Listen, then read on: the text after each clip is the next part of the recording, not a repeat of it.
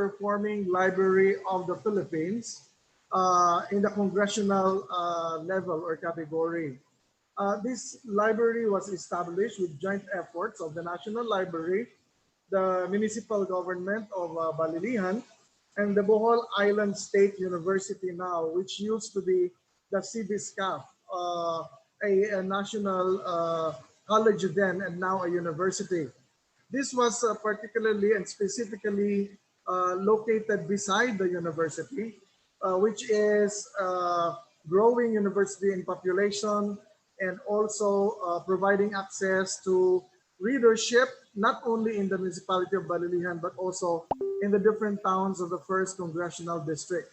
The location is an underserved area because it is quite a distance away from Tagbilaran City, which has also the provincial library. And so the National Library has been supporting the Congressional Library, but there is no law that has been officially enacted since then. And there is a partnership in terms of resources sharing, National Library and the local government here in the province of Bohol. The intention of this act is to officially confer on the Congressional Library a Republic Act, through a Republic Act, so that it will be fully operational. The clientele has increased from in 2008, only few clients going to the library to about 40,000 clients, close to 40,000 clients already this year. So the sharing also of the client services have covered various sectors, from the younger generation of the elementary and to the basic education, secondary, and also to the collegiate level, including professionals and senior citizens. So there are extension programs also in this library. So Mr. Chair, I humbly submit and again request the committee to approve this measure.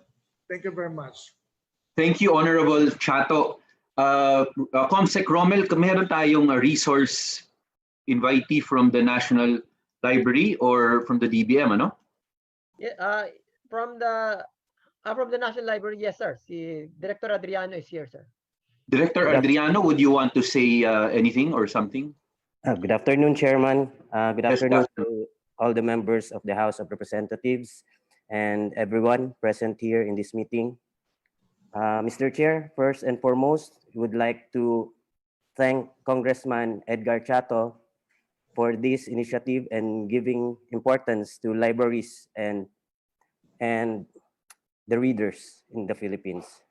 Mr. Chair, the National Library of the Philippines give its full support to the House Bill 2666, or an act of establishing a Balilihan Congressional Library in the municipality of Balilihan, the 1st district of the province of Bohol.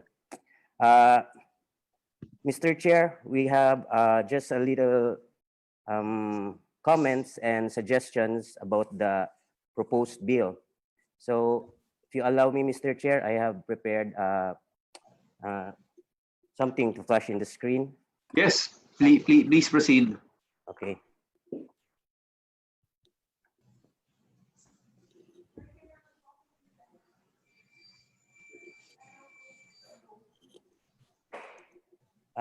Mr. Chair, can the host allow?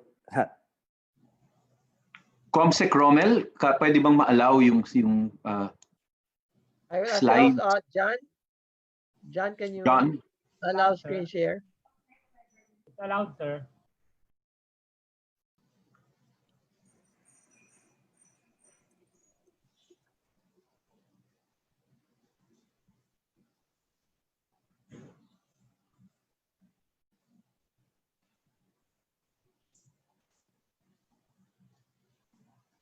Okay.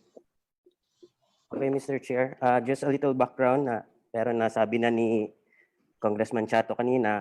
The Balilihan Congressional District Library was established in 2008, and it was managed by the National Library of the Philippines, but it was a joint endeavor of the former NLP Director, Madam Pradenciana Cruz, and the local government of Balilihan through Mayor Victoria M. Chato for a lot donation from the Bohol Island State University. So, Mr. Chair, we don't have any existing Republic Act for this establishment. We have only MOA. So, this is a very good opportunity, the House Bill 2666, so that we will have a legal basis for this. The Bohol Island State University. Our comment, so, Mr. Chair, we don't have in our existing Republic Act for this establishment. We can see a significant increase here, Mr. Chair. So, from 2008, this is a very 23,809 clients the House Bill 2666 in present, so that we will have a congressional library.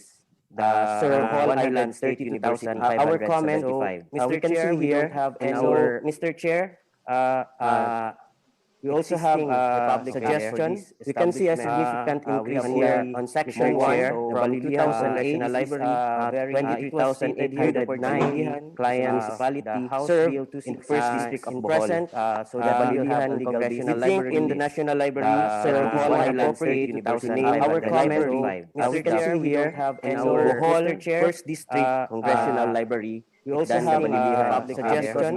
We can see a significant increase here on Section 1 from 2008 pushing Bill 23,809 in the National Library served in First District of institutionalized public libraries in all local government National Library served Bohol Island State University. Our comment, we can see here in our Bohol First District Congressional Library. We also have suggestions. We can see a significant increase here on Section 1 from 2008 pushing Bill 23,809 of the National Library served the Bohol institutionalized public libraries in all local government National Library served Bohol Island State University. Our comment, we can see here in our Bohol Yes, Honorable Chato. Yes, the original intention of the Section 1 from 2008 of the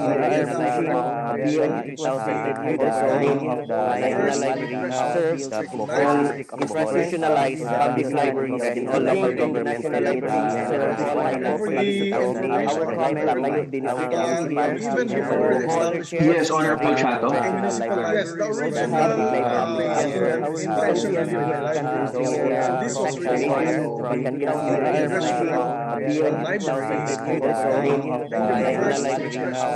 Thank you, Honorable Chato. Yes, Deputy Speaker Escudero. Yeah, Mr. Chair, even before the establishment Yes, Honorable Chato. yes, the original intention of this was required Comsec Rommel, na-refer na sa committee ng Committee on Rules, si Honorable Chato, wala pa sa atin. Mr. Chair. Yes, Deputy Speaker Escudero. Yeah, Mr. Chair. Deputy Speaker, Tita Ivy, would you remember yung House Bill number? Yes, Honorable Chato. yes, the original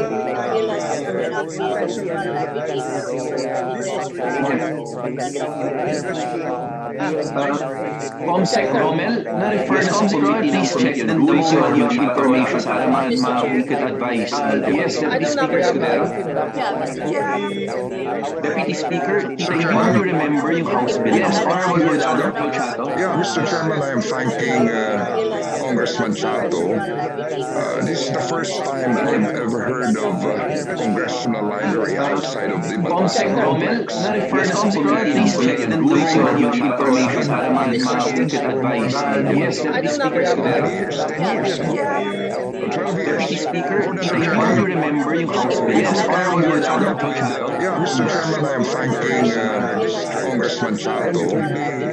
This is the first time I've ever heard of congressional library outside of the Comsec Rommel, na-refer na sa committee. Please check the rules on yung information para we could advise. Yes, Deputy Speaker Escudero. Deputy Speaker, Tita Ivy, would you remember yung House Bill? Yes, Honorable Chato. Yeah, Mr. Chairman, I am thanking Congressman Chato.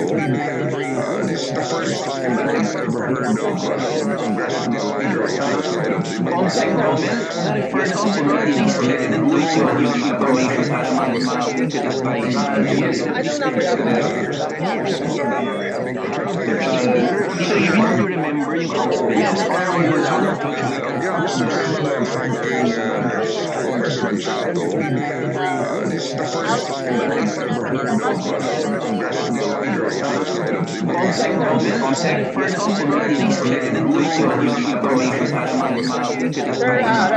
Item number 2. Pakipollow na lang sa yung rules para maayos sa ating mga natin. We can hear that. And then I am sure yung suggestion ni Honorable Pribado to Deputy Speaker Escudero para maliwanagan na I think ang gusto ng Honorable Pribado ma-sure natin na sa at the very least every congressional district ay magkaroon ng effectively ng national library. So kung ang bill natin yung Speaker Escudero is natin, we can hear that. And then I am sure yung suggestion at the very least I think ang suggestion ni Deputy Speaker Escudero kasi kung maliwanagan na I think national Honorable Pribado ma-sure natin na parang step by step every congressional district ay magkaroon effectively ng national library. So kung ang bill natin yung Speaker Escudero is natin, we can hear that. And then I am sure yung suggestion at the very least I think ang suggestion ni Deputy Speaker Escudero kasi kung maliwanagan na I think national Honorable Pribado ma-sure natin na parang step by step every congressional district ay magkaroon effectively ng national library. So kung ang bill natin yung Speaker Escudero is natin, we can hear that. And then I am sure yung suggestion at the very least I think ang suggestion ni Speaker Escudero kasi kung maliwanagan na I think national Honorable Pribado ma-sure natin na parang step by step every congressional district ay magkaroon effectively ng national library. So kung ang bill natin yung Speaker Escudero is natin, we can hear that. And then I am sure yung suggestion at the very least I think ang suggestion ni Speaker Escudero kasi kung maliwanagan na I think national Honorable Pribado ma-sure natin na parang step by step every congressional district ay magkaroon effectively ng national library. So kung ang bill natin yung Speaker Escudero I think the Deputy Speaker was receptive to your suggestion na pwede naman parang by steps at the very least kasi kung maliwanagan na congressional district meron and then yung naman talaga ni Deputy Speaker so every congressional district but I think she stated earlier na amenable siya kasi nasabi ko kasi na I think the Deputy Speaker was receptive to your suggestion na pwede naman parang by steps at the very least kasi kung maliwanagan na congressional district meron and then yung naman talaga ni Deputy Speaker so every congressional district but I think she stated earlier na amenable siya kasi nasabi ko kasi na I think the Deputy Speaker was receptive to your suggestion na pwede naman parang by steps at the very least kasi kung maliwanagan na congressional district meron and then yung naman talaga ni Deputy Speaker so every congressional district but I think she stated earlier na amenable siya kasi nasabi ko kasi na I think the Deputy Speaker was receptive to your suggestion na pwede naman parang by steps at the very least kasi kung maliwanagan na congressional district meron and then yung naman talaga ni Deputy Speaker so every congressional district to help also. The name Balilihan Congressional Library just became a practice, but it's really a congressional library by itself. Only few congressional districts, I think, have a congressional library similar to this one. Yes. In fact, I think kasama na rin po natin si Deputy Speaker Escudero, si Congressman Bordado, and of course the Honorable Chato and other members. Nandito yung National Library. I think we should ask the National Library now. In fact, I have just been advised that there is a law. Republic Act number 7743, an act providing for the establishment of congressional, city, and municipal libraries and barangay reading centers throughout the Philippines. It was passed 1994. So, in fact, it says here it's the National Library which has to coordinate this with the DILG. So what have you done, National Library? Because there is an existing law, Republic Act number 7743. Mr. Chair, Yes. yes, Were we you have. aware that there is a law? Yes, Mr. Chair. Yes. But according to the report given to me, that was unfunded, Mr. Chair. Oh, so the question na lang pala is funding. Yes, and we would like to have a change with, we would like to amend that, Mr. Chair, because the National Library don't have the capability to build, don't have the capability and skill to build libraries. Maybe we could ask the help of DPWH then.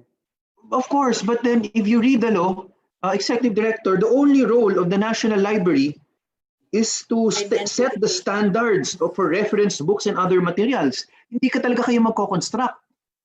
Ang role ninyo under the existing law is for you to provide yung standard for reference books and other materials na kailangan ito yung laman ng library. Ito yung mga libro na meron siya, o ito yung mga computers, ito yung mga kung ano. Yun lang ang role ninyo under Section 3 of Republic Act 7743. So I don't, you have no, hindi talaga kayo magko-construct. It is really to set the standard kung ano yung dapat laman para maging library. Mr. Chair, would you allow our Assistant Director to say something? He's been in the National Library for the past 20 years. At this point naman, we will wait for the bill of the Deputy Speaker Escudero because that will be the right time that kung meron ka, why don't you take a look now at the existing law? Kung meron kayong amendments, you can suggest it already to Deputy Speaker Escudero dahil yung bill niya papasok na ng committee. Pagpasok ng committee, and that can amend now this current law. So my advice na lang, we don't have to really fully discuss it now. Review Republic Act number 7743. Tingnan ninyo kung ba't hindi ma-implement properly. Please try to contact the office of the Deputy Speaker para pagpasok ng bill niya sa committee na to, she can accommodate your suggestions. And then the committee can take it up. Kasi yun naman ang proper, I guess that's the proper procedure since may pending bill na tatanggapin tayo from Deputy Speaker Escudero. So let's keep it first to this particular, yung kay Honorable Chato. There's no need to, I'm just saying na please review the existing law. Kasi meron naman pala eh. But you said kailangan ng amendments. So please take a look so that you can properly suggest to the Honorable Deputy Speaker Escudero. So please go back now to the discussion on the bill of the Honorable Chato. Okay, thank you, Mr. Chair.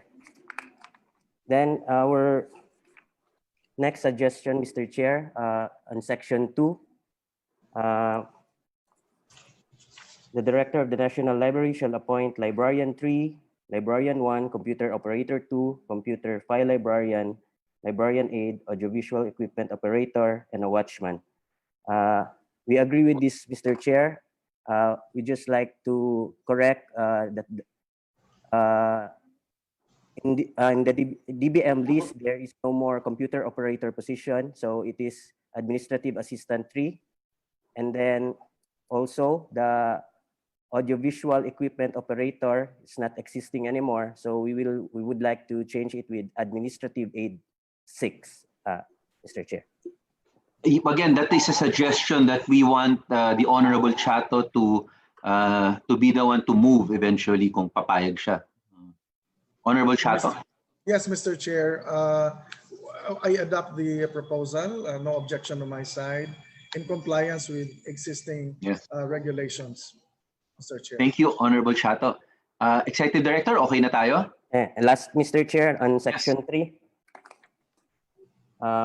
appropriations. The amount necessary for the operation of the Balilian Congressional Library shall be charged against the current year's appropriation of the National Library of the Philippines. We would like to suggest, Mr. Chair, and to add budget, not just the current budget of the National Library para hindi na po mabawasan yung kakaunting budget ng National Library and para may budget talagang sarili yung municipal, yung Balilihan library, Kong Chato. And that will be all. And looking forward for this bill to be passed into law. Thank you, Executive Director Cesar. Salamat po, Mr. Adriano. Thank you, Head Director Thank you, Adriano. Chairman. In fact, I think that's the purpose of the Honorable Chato kasi nga talagang gusto niya, right now it's locally funded. The moment magka-plantilla positions, ang national talaga may additional funding talaga. So I think yun naman talaga yung intention ni Honorable Chato. Yes, Mr. Chair, thank you for that. Actually, this will also streamline the operations of the library because technically it has been National Library supporting it. Employees are also paid by contractual basis only. So with the law, with the bill itself, then pass into law, it will now officially be operating as a national library. All our books in that library, by the way, is coming also from National. The original was it was local government helping out, putting in job order casuals, but later on they became contractual workers of National Library. So now it's really fully operational, except that we need a law for it and we need items for the personnel that have been assigned to the library, Mr. Chair. So thank you very much again. Thank you, Honorable Chato. We hope this can be a model, Mr. Chair, to the other congressional libraries with Diaz Escudero also proposing her measure. I strongly support that idea. Thank you, Honorable Chato. Before we entertain any motion or any more clarificatory questions to the author or to any resource speaker here, I just want to recognize Ma'am Laksa from DSWD. Para lang on record rin, I think may pinopoint out siya mga provisions sa local government code regarding libraries. Yes, Ma'am Laksa, please. Yes, good afternoon, Honorable Chair. As I've mentioned in the chat box po, there is a provision in Republic Act 7160 or the Local Government Code which mandates all local government units to establish a library and reading center in every municipality. In fact, Mr. Chair, this is one of the indicators that was added in our child-friendly local governance audit. Kasi nga po, parang hindi rin po nakikita or hindi rin naaalala ng ating mga local chief executives that there is such provision in the local government code. And I think kailangan lang din po natin itong balikan. Maraming salamat po. Thank you, Ma'am Laksa. Comsec Romel, pakitingnan rin yung exact provision sa 7160 para pagdating ng bill ni Deputy Speaker Escudero, everything is taken into account. Kasi if the bill of the Deputy Speaker will repeal all previous laws para buong-buo na, para perfect na yung makukuha natin na bill. Sige, we'll check, sir. Yes. Is there any other member or resource speaker who wants to clarify anything with respect to this particular measure? Kung wala naman, yes, Deputy Speaker. No. Alexi, Mr. Chair. Yes. Baka naman malapit na. Yes, Congresswoman Chitor. Yes, Mr. Chair. So, does it mean that itong bill ni Congressman Chato will give precedence to other congressional districts that once the district congressman would like to establish a congressional district, we have to do the same process all over again? Well, actually, Congresswoman Chitor, with the current law that we have, I think pwede ka na rin. Dapat maging compliant na rin yung National Library and DALG. And of course, yung pinopoint out ng DSWD ni Ma'am Laksa, no? I think with that should be sufficient. But with the coming bill of the Deputy Speaker Tita Evie, baka that would be sufficient na eh. And I think Deputy Speaker Tita Evie will make sure, since ito na yung magiging repealing law probably for all previous laws, na parang automatic na. Baka we don't have to go one by one pa. Like what the Honorable Chato had to do just to get here. Na-trailblaze na lang talaga ni Honorable Chato, but with the bill of the Deputy Speaker, baka hindi na natin kailangan ng individual bills. We can just, through na lang yun, budget hearing. Thank you, Mr. Chair. With that, I move, may I have the privilege to move for the approval of House Bill 2666 of Congressman Edgar Chato. So move, Mr. Chair.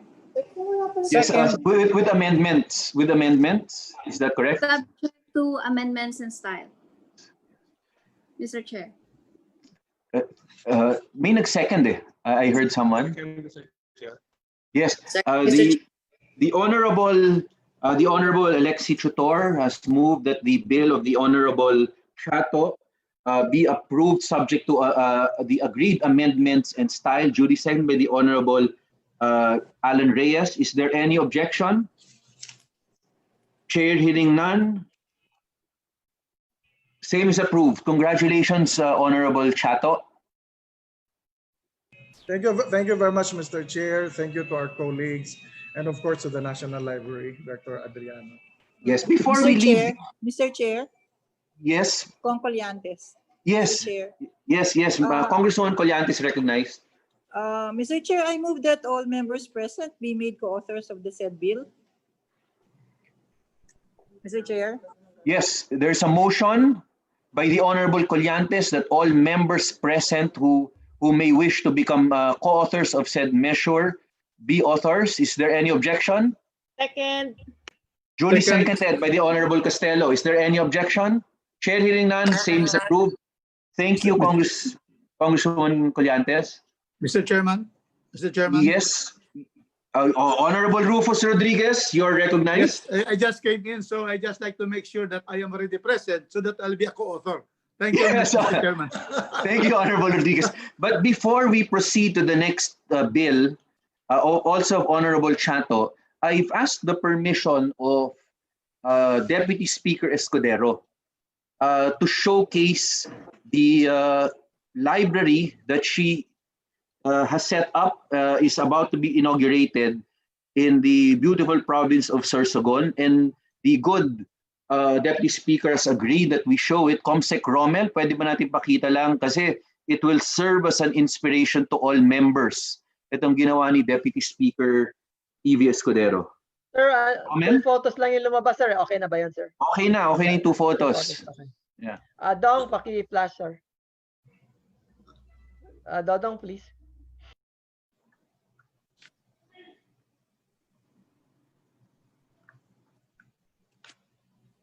Doy. Yes. Then show them. Yan. See? Tita Evie, Deputy Speaker Escudero, are you still with us? Yes, Kong. Yes, Deputy Speaker, could you just give a little background? Kailan ma-inaugurate na to? Soon di ba? Hindi pa siya inaugurated pero soon. Actually, we're filling up the library with books as of now. And siguro by next week, probably it will be finished and inaugurated. It is a dome-like library. It's a circular thing, Mr. Chair. Wherein nakikita nyo na there would be computers everywhere so that the students can also use the computers to reach out to all the books. Pero nasa baba yun, hindi yata nakita. And then, of course, we'll be filling up all these bookshelves with different books. We have already compiled a lot of books from different sources. Hopefully, mapupuno lahat yan. Thank you, Mr. Chair. Thank you, Deputy Speaker Escudero. And I think perfectly ito para dun sa yung bill about the public schools of the futures in technology. Makakaano rin to. Yes, Chairman Rufus Rodriguez. Yeah, I'd like to ask because I am really encouraged after I have seen the pictures of DS Escudero's library. So I have a question so that it will guide us and me in trying to have something like that in the second district of Cagayan de Oro City. Now, first of all, this is called this AV, a congressional library. And what is the source of funding, and how is that in relation to the National Library? Actually, Mr. Chair, this is this is inside the Sorsogon State College, and the funding came from actually 2 sources, from the funds of Governor Cheese, and also from the State College, and also from my funding, Mr. Chair. So maraming nag-contribute dyan sa library because it was, I forgot the exact amount. Medyo mahal, Kong Rufus. Thank you, Mr. Chair. Another question, Mr. Chair, if I Yes. may. So this is based in the a college. state university. Yes, Mr. Chair. That's good. So therefore, the personnel of this will be are with the state university. As of now, Mr. Chair. Yes. Okay, yes, that's very good. Because beautiful design, it's circular. You know, I was in the library of Alexandria in Egypt, and this approximates it. I see it that although it's so big, but the beautiful libraries like this, no, in Alexandria, it is in the design of waves because it is beside the Mediterranean. So this is very good, and we have a university there also in Cagayan de Oro. So we hope to have something like this, or if we follow also the recommendation of the congressional Congressman Chato, it can also have a library which will be quite attached to the National Library. And that's correct. Yeah, so that's these are the possibilities on going forward for us congressmen who have not yet been able to assist in establishing libraries.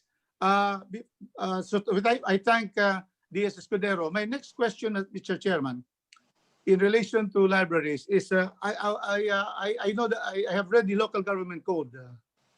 I could not see the provision about that, and the problem is there is no position of provincial, municipal, or barangay librarians. Yes. So that is why, if we have no position like that, unlike other offices, there is a legal officer, there is an agriculturist, and so forth, engineer, but there is no librarian. So probably a mandatory bill to the LGC would be filed so that when we put the position of librarian as a compulsory one for them, then it will follow that there should be a library. So may I know which provision is that in that says about establishment of municipal library, because I could not see it in the local. Yes, actually, Congressman Rufus, yung sa LGU, yung sa LGC pala natin, it is really with respect to, it's an indicator na child-friendly local governance audit. Pero yung mas siguro mas importante, Congressman Rodriguez, is Republic Act 7743. There is a law already passed in 1994 which requires the establishment of public libraries and reading centers. Alam ko yung sinasabi mo, Congressman Rufus, baka kailangan pati ito ma-amend. And so we are waiting now for the bill of the Deputy Speaker. Tita Evie has already filed a bill. Either kakarating pa lamang sa committee na ito or about to be referred. We will take that up. And I think Tita Evie will, Deputy Speaker Escudero, will ensure that these concerns raised here and also later on by suggestions by the National Library but hindi nila ma-implement yung 7743 para maisaayos natin at magkaroon tayo per congressional district. Kay Tita Evie, it will start with the congressional district, but what she wants is eventually per city and municipality also.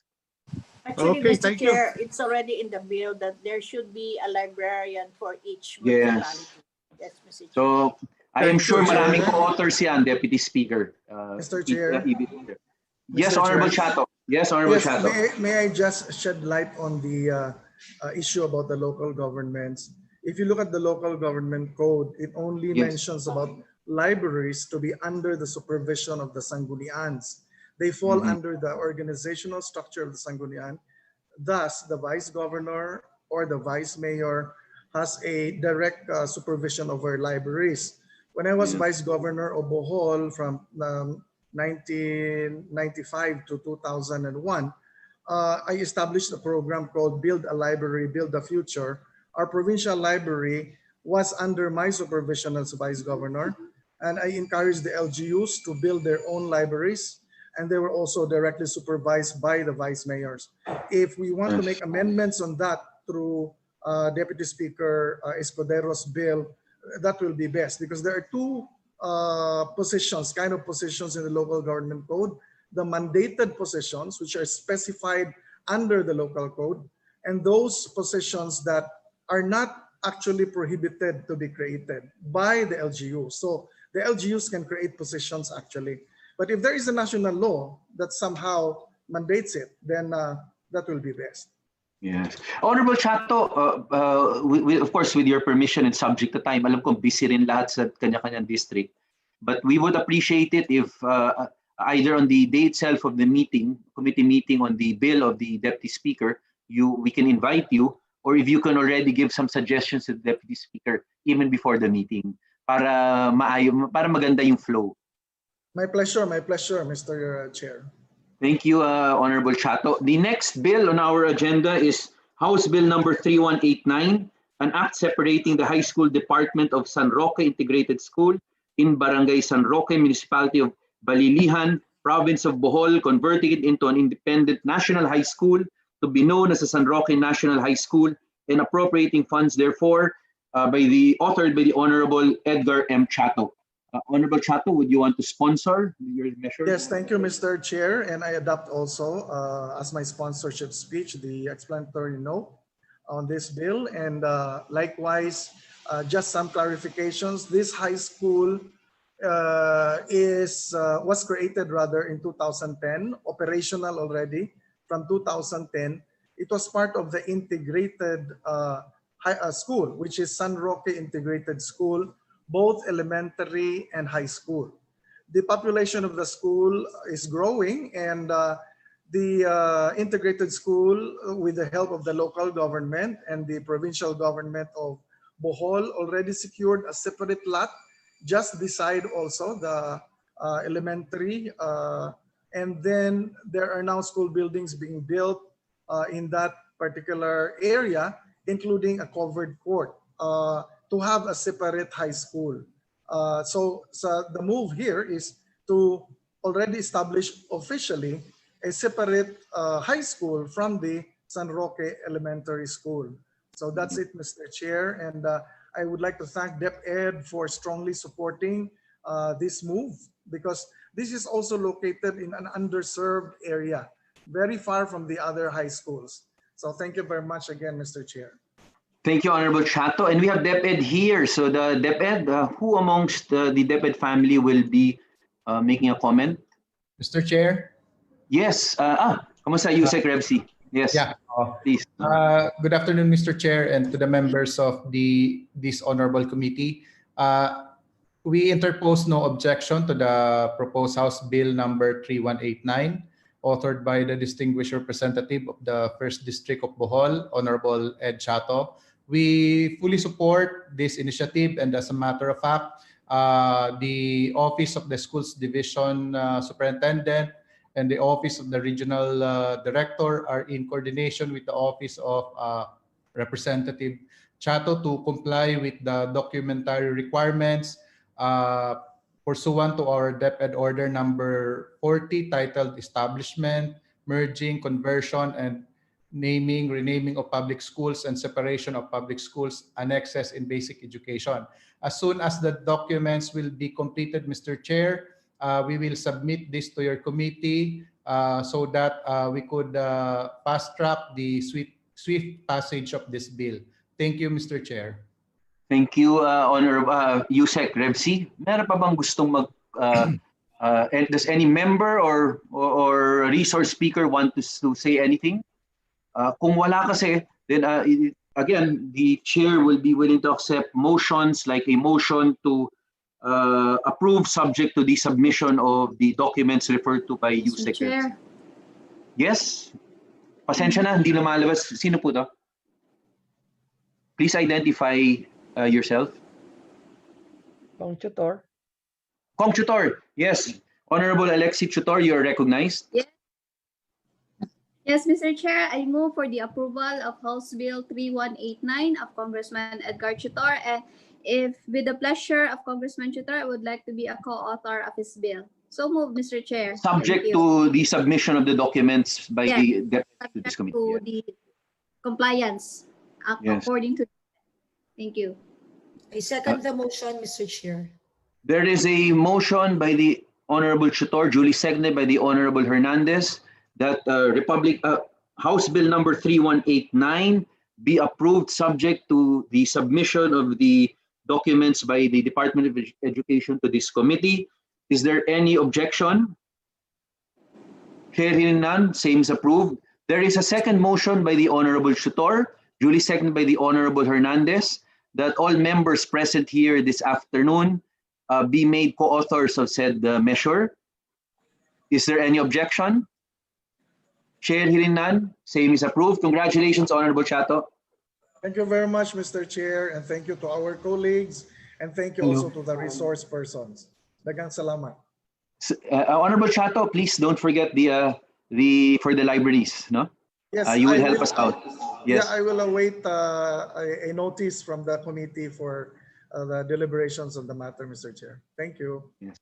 Thank you. Before we proceed to the next matters on our agenda, the next bills, may I also recognize the presence this afternoon of the Honorable Maria Victoria Umali, the Honorable Emery Dolores Wano Dizon, the Honorable, of course, Rufus Rodriguez, Kabataan Party Sara Elago, Honorable Angelo Barba, of course, also with us earlier and already spoke, the Honorable Maitet Collantes, and also the Honorable Ruth Mariano Hernandez, and the Honorable John Ray Tiangco.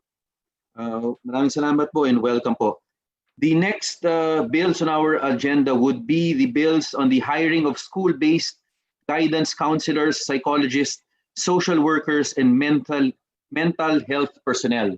We have there are two bills. We have the two authors hopefully are here. One is already here, the Honorable Rodriguez. The first one is House Bill number 2075, an act to recruit, hire, and train additional school-based guidance counselors, psychologists, school social workers, and mental health personnel by the Honorable Kuya Jose Antonio C. Alvarado.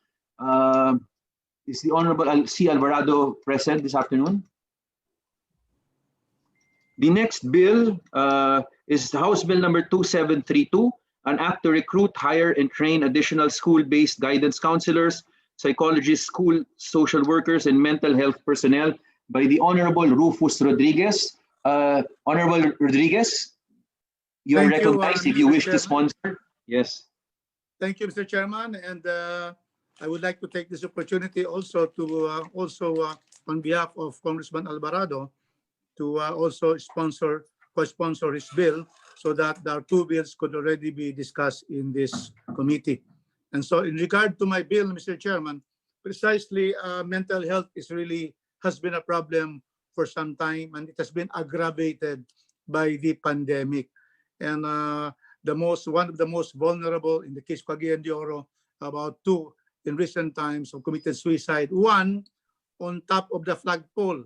He had his head with a rope on the flagpole in one of the elementary schools.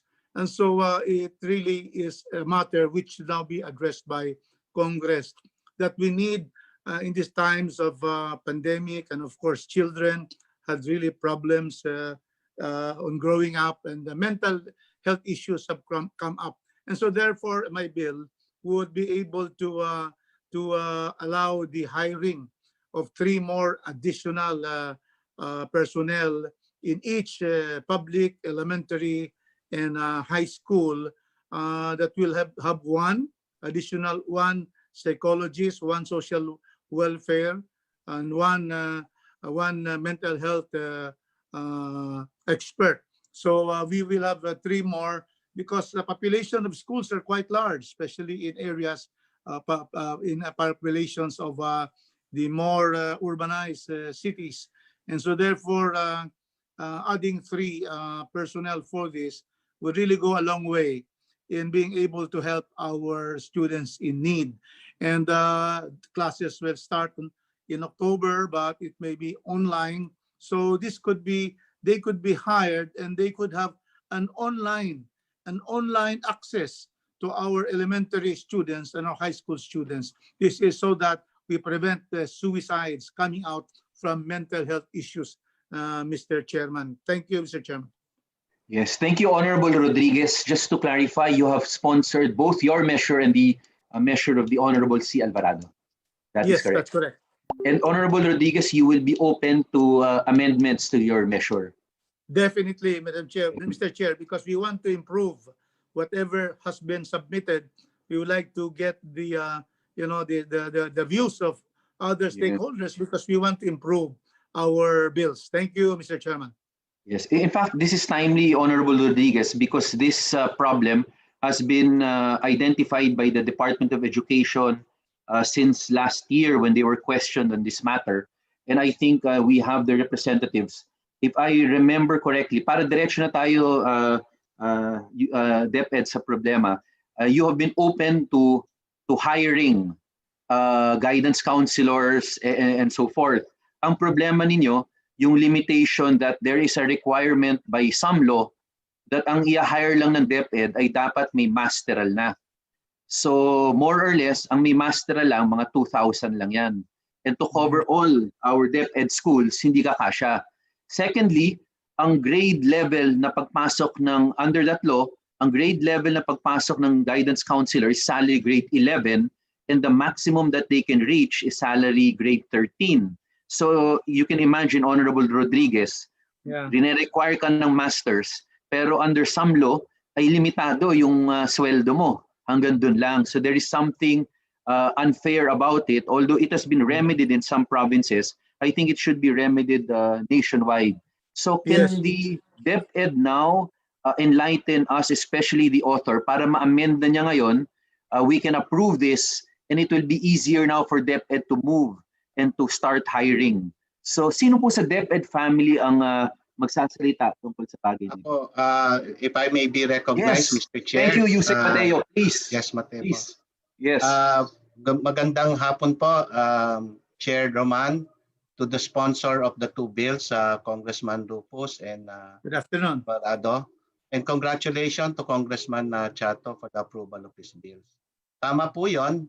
Meron pong umiiral na batas, Republic Act number 9258, otherwise known as the Guidance and Counseling Act of 2004, which mandates that no person shall engage in the practice of guidance and counseling without a license. Alam niyo naman po, kagaya ng binanggit ng ating Chair Roman, na dinulog na po namin to doon sa ahensya ng DBM, sa Civil Service Commission, and even the Office of Senator Gatchalian is looking into this. No?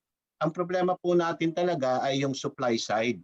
Dahil nga po, binanggit na rin ni Congressman Roman, the entry level of guidance counselor is salary grade 11. We attempted by proposing and discussing this to DBM to upgrade the salary of our guidance counselor from salary grade 11, incidentally with the new salary standardization, ang salary grade 11 po ay 22,316, pero hindi po nagre-require ng masteral degree. But in the law that I mentioned, which is RA 9258, ang sinasabi doon, before you can take up the board exam, one has to have a in possession the masteral degree.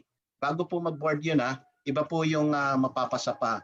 So what we did nga, as I've said, we tried to propose to upgrade the salary of the entry level from salary grade 11 to salary grade 16, pero ang dinidiscuss ngayon to salary grade 13. This proposal really is to ensure that we also address the supply side.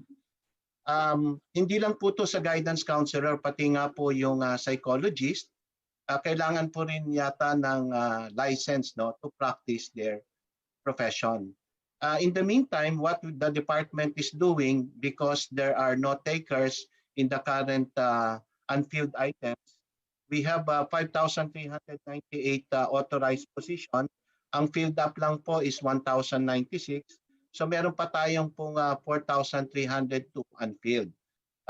Kaya hindi ito ma-fill up na to, wala pong registered guidance counselor. In any case, just to mitigate the problem po, what the Department of Education did is for the field offices to designate the teachers to be guidance teachers in charge of implementing guidance counseling. Totoo po yan. Kailangan po natin to in the midst of this pandemic. We need to take care of our mental health. Kaya nga po ang isang ginawa natin ng kagawaran po, maliban doon sa designation of guidance teachers, nag-conduct pa rin tayo in preparation for the school opening ng mental health webinar. We started po with the employees of DepEd. We're now doing a webinar for our teachers, our employees, our parents, and even our learners. Siguro doon na lang po ako magtatapos. And one more additional information, if you look at the website of the Professional Regulation Commission, the PRC, there are only 3,220 registered guidance counselor as of July 2017. Thank you, Mr. Chair. Thank you, Congressman Rufus. Thank you, Yusek Jess. Before we go back to Chairman Rufus, I'm sure may question siya. I've requested the Deputy Speaker, Tita Evie, to take over. I'll just take a call for a while. Tita Evie? Yes, Mr. Chair. Thank you, Mr. Chair. Yes. Kong Rufus, you have any comments? Yes, I see the problem now as clearly discussed by Yusek Mateo. And indeed, we have difficulty in filling up more than 4,000 positions for guidance counselors in our Department of Education. And that is why I would support an amendment to my bill based on the statements of Yusek Mateo that the employment of guidance counselors in the DepEd for our elementary and high school would not require a masteral degree. And also in relation to the fact that there should be a higher salary level because these are specialized studies on guidance counseling and psychology. And so therefore, I would also have an amendment that will put in the bill that they will start at salary grade level 16 as proposed also by DepEd. So I think, Yusek Mateo, can you help us therefore formulate the amendment to this bill so that we are able to amend or repeal 9258 as it will be in those provisions in conflict with this bill will be deemed to be impliedly repealed by this bill because this will be a more recent bill. So what would you propose to be able to put in this bill to be able to get these guidance counselors, no need for masters, and we have a very good salary scale of 60 of grades salary level 16. Can you shed more light on that? Yusek Mateo, please. Thank you, Madam Chair, and thank you, Congressman Rufus, for those questions. But before I answer that, if you would allow, baka po we can also recognize the Philippine Guidance Counselors representative here. Kasi po, doon nag-emanate po yung batas na yun eh. We are just observing the law itself. I suppose there is a rationale behind the enactment of that law that requires a person to have a masteral degree prior to getting the license po. So perhaps Congressman Rufus, if you would like, and Madam Chair, if we can also recognize the representative of the guidance counselor group po. Salamat. Sec, Romel, is there a person from the guidance counselors group? Sir, ma'am, from Philippine Guidance Counseling Association, we have here with us Mr. Francis Ray Subong. Yes, we recognize Francis Ray Subong, please. Sir? I think you're muted, Mr. Francis. You're still muted.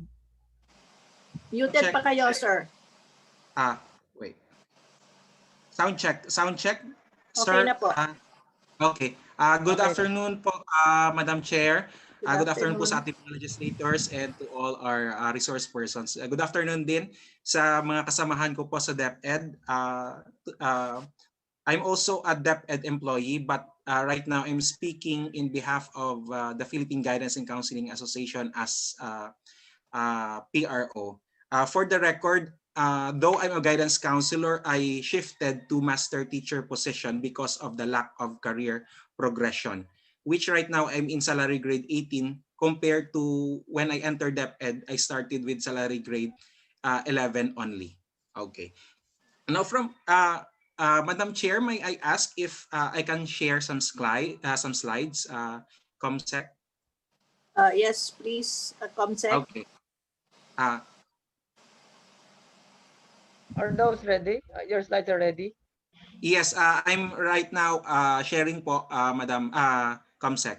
Now, first siguro sa side ni Congressman Rufus Rodriguez, for the record also, Congressman Rufus would like to thank for sponsoring the bill, proposed bill Magna Carta for Public Guidance Counselors. Now, one consideration, bakit hindi po tayo pwedeng magpababa ng qualifications because of the Philippine Qualifications Act or PQF. Yeah. Now, I would like to forward lang because right now the guidance counselors are in the level 7. Pag ibinaba natin yan, babalik kami sa level 6. Same also with psychologists. Moving forward, now, comparable practice of guidance and counseling in the Philippines, in the US, in Singapore, in Australia, and even in New Zealand. Now, if we can see, since yung guidance and counseling practice in the Philippines was patterned sa US po, we follow the master's degree. Even in Europe, it's master's degree. In Singapore, it's also postgraduate degree, and you have other requirements. Now, in Australia and New Zealand, somehow, maybe bachelor's degree sila, but iba yung level, plus hindi ka maging fully member ng organization kasi yung regulating authority nila is the professional organization. So you need 2-3 years intensive process to become a full member or to become a fully licensed counselor. Same also with Australia. So actually the practice of counseling in the Philippines is at par with international standards. Same also with the practice of psychology. So that's one consideration also that we must look. Now, sa concern ng guidance counselors, it's more of the career progression. So it's ironic that guidance counselors are career specialists and mental health professionals, yet wala pong sila career in the public service. Now, may mga lusot actually dyan or may mga solutions. Sana tayo dyan. Number one is to reclassify the current guidance counselor positions under sa isang group ng DBM into guidance services specialists, which starts at salary grade 16. Ito po yung ginagamit ng ating UP system, University of Makati, Philippine Science High School, Philippine High School for the Arts, Mindanao State University, and its campuses. So merong possible solution tayo dyan. And of course, in DepEd, in Region 7, we have been able, or the Region 7, DepEd Region 7, was able to reclassify Guidance Counselor 1 position, which is salary grade 11, to Guidance Services Specialist, which is salary grade 16. So merong 4 tayo sa SDO Negros Oriental. Lately, there was a problem coming from the DBM dahil sinisingil nila yung ating mga guidance counselors doon na reclassify into higher position. Now, one of the legal basis siguro ng ating DepEd, especially that time yung ating regional director, former Director Heruta, was of course part of the duties and responsibilities po ng ating regional director based on RA 9155, kung saan nakapaloob doon that the regional director has the power when it comes to organizational structure under her. So there are possible solutions. Now on the side po ng, of course we recognize din po right now based last 2019, the guidance, the registered guidance counselors, meron na po tayong 4,100, more or less. Now, yes, supply, because walang supply because wala tayong market. I would like to share also this. There was a teacher, and there are teachers actually, na nag-share sa akin personally. Sabi niya, sir, hindi na po ako kumuha ng board exam sa guidance and counseling. Natapos ko ng master's degree ko. I prefer to stay sa teaching position, and right now I'm a master teacher. And personally, ganun din po nangyari sa akin. I did not stay sa guidance counselor position because matitengga ako hanggang mag-retire ako to salary grade 13. Okay? So I think it's the career progression that limits the supply. Now, of course, we also look to meet halfway with of course with DepEd. Siguro there should be also a transition.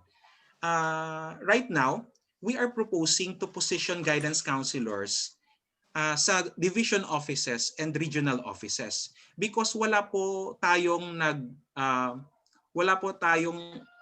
nag-handle or nagli-lead ng mental health professional. For example, right now, when it comes to mental health, yung pinupuntahan natin or sa DepEd, it's the disaster risk reduction and management. And sa side ng PGCA, we don't know if the DRRMS, meron po silang mental health professional within the ranks. Now, the best persons as of the moment, your mental health professionals are the guidance counselors. That is why we are also suggesting that for now, as part of the transition plan, or yes, the transition, we position them kasi sa side po ng ating curriculum, I think Director Sam Sullivan is also here. We will roll out also the homeroom guidance, which is part of psychoeducation. We can look at from, yes, as a psychoeducation to help also our learners. So aside from that, we would like also to correct the notion that the guidance counselors are only for learners. Based sa law po, RA 9258, yung kinikater po namin po ay lahat. So we are mental health specialists and career specialists. Mr. Subong, tanong ko lang, what's the difference between a psychologist and a mental health expertise? Pareho ba yun? Okay. Or is it a different one? Pareho ba? O guidance counselor, pareho ba yun? Or they are Yes, separate careers? Yes, I would like to share again. This one. I'll share again my screen po. Kasi kanina sinasabi mo kasi you have it would be a guidance counseling specialist. So this specialist would encompass all three, Mr. Subong, o hindi? Chair, yung guidance services specialist is an item po. Kaya nga. So it could be any of the three, or they will function as a counselor, as a psychologist, guidance counselor lang. Iba po yung psychologist po, Madam Chair. So ito po, when it comes to mental health professionals, ito po yung differences ng ating mga mental health professionals. So the counselor, in layman's term, we deal with normal problems of normal people. For example, sadness, anger, adjustment. But if meron ng clinical, kumbaga may mga clinical manifestation based sa DSM-5, which is yung Diagnostic and Statistical Manual, ito yung ginagamit ng ating mga psychologists and psychiatrists to diagnose, then we refer that to our psychologists and to our psychiatrists. Yung common po sa aming psychologists is we provide counseling. This is an express provision po, both of RA 9258 and RA 11029, or the Psychology Act of 2009. Now, yung common naman po sa ating psychiatrists, yung pong diagnosis. Okay. But then the psychiatrists po, sila po yung nagbibigay ng gamot. Psychologists, wala po. Okay, so ito po yung difference ng the three mental health professionals. What is unique po sa ating mga guidance counselors, aside na mental health professionals po sila po ay career specialists. And of course, one of their strengths also is program development. That is why we're also proposing na as part of the transition is to position as of the moment yung ating mga guidance counselors sa division offices and regional offices as part of the transition, while also we are conducting further exploratory talks with the Department of Education. Yeah, thank you, Mr. Subong. Kong Rufus, do you have this provision in your bill that you will have also guidance counselors in the division office and the regional offices of the DepEd? It just states, Madam Chair, that there will be in each elementary and public high school, we will have the three positions: guidance counselors, number two, social worker, and mental health practitioner. So I think we should be able to have them also in the division level, Madam Chair. Yeah, and the regional. I agree with you. Yeah, there should be one, especially in the division level. There should already be a psychologist. After I hear that, this is my first time to see the distinction, and I'm very happy that I'm able to see the distinction, the three practitioners: counselor, psychologist, psychiatrist. Okay. So in the division level, aside from having counselors, we should have psychologists there, because as I have heard from the previous speaker, referral when the symptoms are there in the counseling level will go higher to a psychologist if these symptoms appear. And so therefore we have a higher level that will go when the problem is more grave. And so I would agree with that. And that is why, since we have here the two best resource persons that we have, Under Secretary Mateo and the President of the PRO of the Guidance Council of the Philippines, yes, we hope that we should be able to get a proposed amendment from you, if you can help us, because you are experts here. We are generalists. We talk about the interests of the country. But on this, we would like to have you come out with this so that it will improve our bill. That we will have division, psychologists, we have guidance counselors, then if possible, how we can solve the problem of these counselors before getting a license have to be masteral. Probably we can have a provision of compliance in 5 years, for example, because the need is very acute now. There are 4,000 less that are not yet filled up. And then the salary level, and I'm glad that it was mentioned that we have a way, that is the guidance service specialist, which is 16, grade 16. And so I think my bill and Congressman Alvarado's bill need overhaul from the experts. And so we would like to request them to submit in 15 days, Madam Chair, request to the Guidance Association and the USEC, Mateo, who's also who sees these problems, to give us the best bill that will be able to go over 9258. And I don't know if we relax it with the provision to have it finished in 5 years, because if we do that now, nobody's going, because one, hindi nga salary 16 na 11 na sila, no career path. So ganon ang ating Can we have that, Madam Chair? Can we request through you? Yes. To the Can chair, we request? the two, yes. Can we request Madam USEC Mateo and Mr. Subong to give your recommendations for the amendment to this particular bill? Also, Chair, may I would ask? like to recognize, Madam Chair. Madam Chair. Yes, Chair, go, Mark, go. Yeah, I would like to find out from DepEd, how many public schools do we have right now in the basic education? USEC Mateo. Yeah, thank you, Madam Chair. Thank you for that question, Congressman Mark. Right now, there are about 47,000 public schools, from elementary to senior high schools. Also 61. And every public school has, I would say, a guidance counselor. These 47,000 schools, No, sir. meron silang guidance counselor, I suppose. No, sir. Before we continue, can I return the chair to Chair Romulo? Thank you, Deputy Speaker Evie Escudero. Please proceed. Mr. Chair, if I may. Yes, please proceed, Yusek Mateo. Yeah, Congressman Go, the current status of the guidance counselor position, we have about 5,398 authorized positions, of which 1,096 are filled up and 4,302 are unfilled. The reason being is because of the requirement of the law on guidance counselor. That's the status po ngayon. So hindi po 1:1 yung guidance counselor. How we wish po. Even in the past, we are trying our best to upgrade the salary of our guidance counselor. In fact, the suggestion of Mr. Francis po to look at the career path, we also explored that possibility. That's why we are in discussion, not only with DBM, but also with the Civil Service Commission.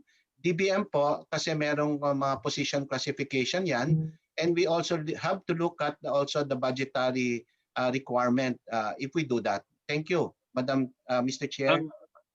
Chairman Go. Yeah, I'd like to follow up. On the average, magkano ang sweldo ng guidance counselor? Depending po, ang starting salary para pong teacher 1 po, salary grade 11, which is about equivalent to 22,000. Okay, up to? Up to 13. Yes po. Kaya nga po, Juan. Magkano yung 13? Magkano yung 13, Yusek Mateo? Roughly about 25, mga 24 to 25 po. Okay, yan yung maximum nila. That's the maximum hanggang salary grade 13. Yung current career path po, and this can be confirmed by Francis po, doon sa ating government position classification, ang career path po niya from guidance counselor to guidance services specialist po. Yung binanggit ko kaninang salary grade 16, that is equivalent to guidance services specialist 1, if I'm not mistaken. But then again, to make it feasible, pwede pong ang starting salary ng guidance counselor would be salary grade 13 po. But also, we have to look at the salary grade vis-a-vis the qualification. Kasi under the law po ng guidance counselor, one has to possess a masteral degree before they can take up the board exam. Thank you po. I don't think the salary is the problem for accepting the position. It's not the salary. I think that should not be the consideration. As a matter of fact, many of people who graduate BS Psychology and even those who are finishing education, they want to work with the Department of Education. Kaya hindi pwedeng gawin dahilan yung sweldo at saka yung lack of career path within the Department of Education. What I'm trying to drive at here is itong available plantilla positions ninyo, 4,302, ang napilapan lang ninyo is 1,096. And these positions have been vacant for the last how many years? 5 years or so? Matagal na yan kasi nung nagsimula ako sa Kongreso, ito na yung pinag-uusapan natin. You have a lot of positions in the DepEd, actually more than 61,000 before, but you have not filled up for the last 5 to 7 years. So parang walang effort to fill up these positions. Congressman Go, para just to focus talaga yung problema, because actually last year pa natin dinidinig yung issue na to dito sa committee natin, if you recall. Ang sinabi sa atin kasi, there is a law which says that before you can be qualified to apply, kailangan may masteral ka bago ka mag-DepEd. So yun yung unang problema. Ang problema, ang passers nun, mga 2,000 total ata. Again, Francis, please correct.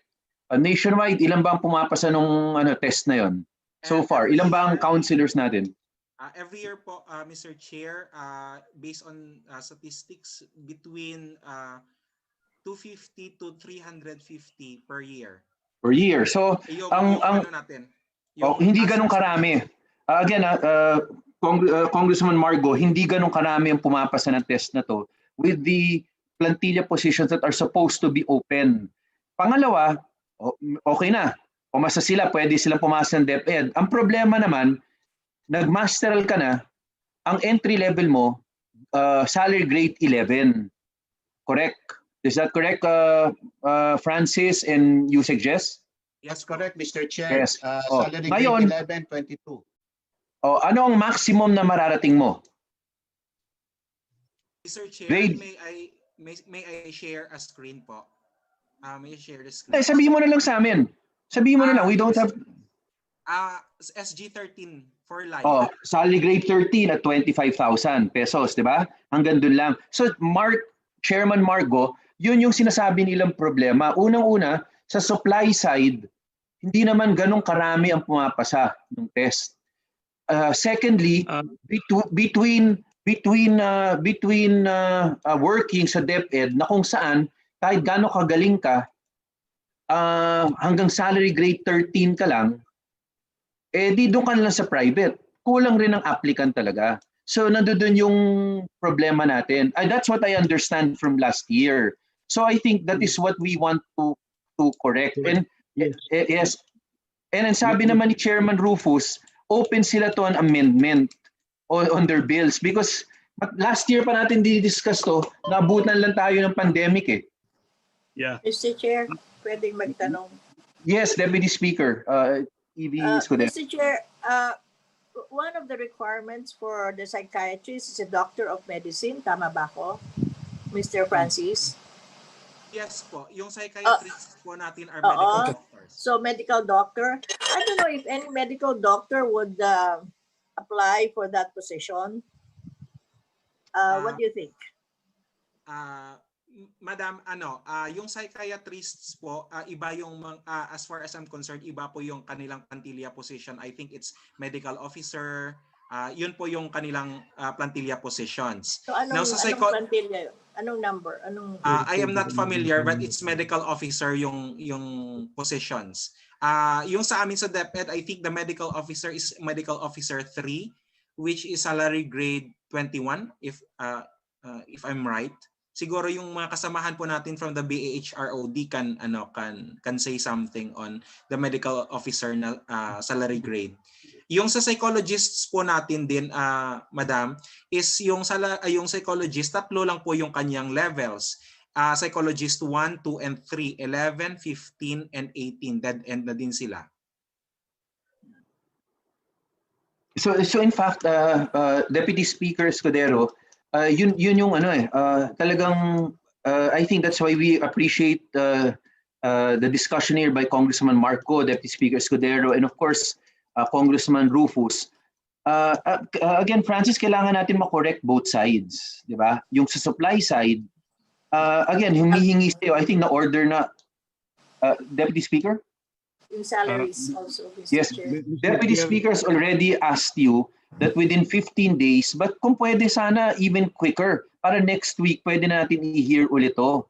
Because talagang kailangan ngayon ng kailangan nyo matulungan yung committee, si Deputy Speaker Escudero at si Congressman Margo at of course the author, Honorable Rufus Rodriguez, kailangan ba natin talaga para sa entry level, kailangan ba talaga masteral? Is that such an important baka naman sinasabi kanina ni Congressman Rufus, baka naman pwede nyo i-consider since kayong experts, baka you can have a window of 5 years waiving this first. Kasi importante talaga ngayon yung issue na yan.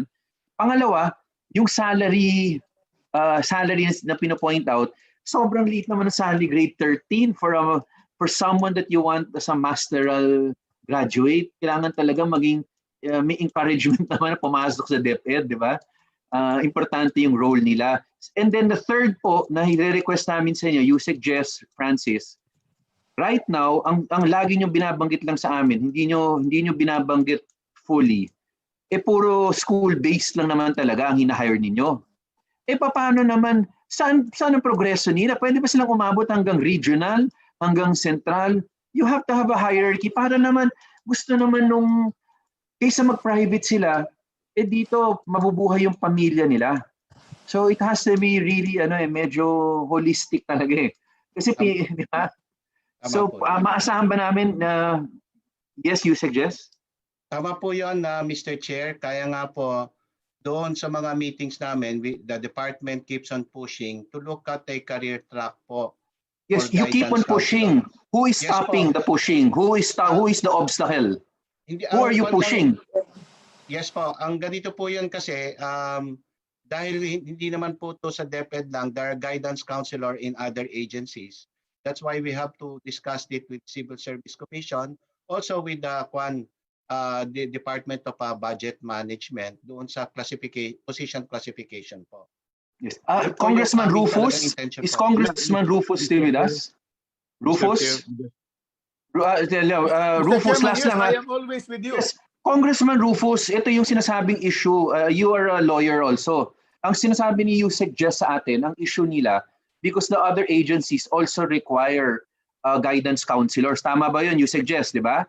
But I think guidance of Chairman Rufus Rodriguez would tell us that you are allowed in law kung substantial naman yung difference. Dito ho, may mga estudyante kayong kinikater. It's not the same as other departments. So I think we should ask advice from Chairman Rufus now kung is that really a problem na kailangan ba pantay-pantay?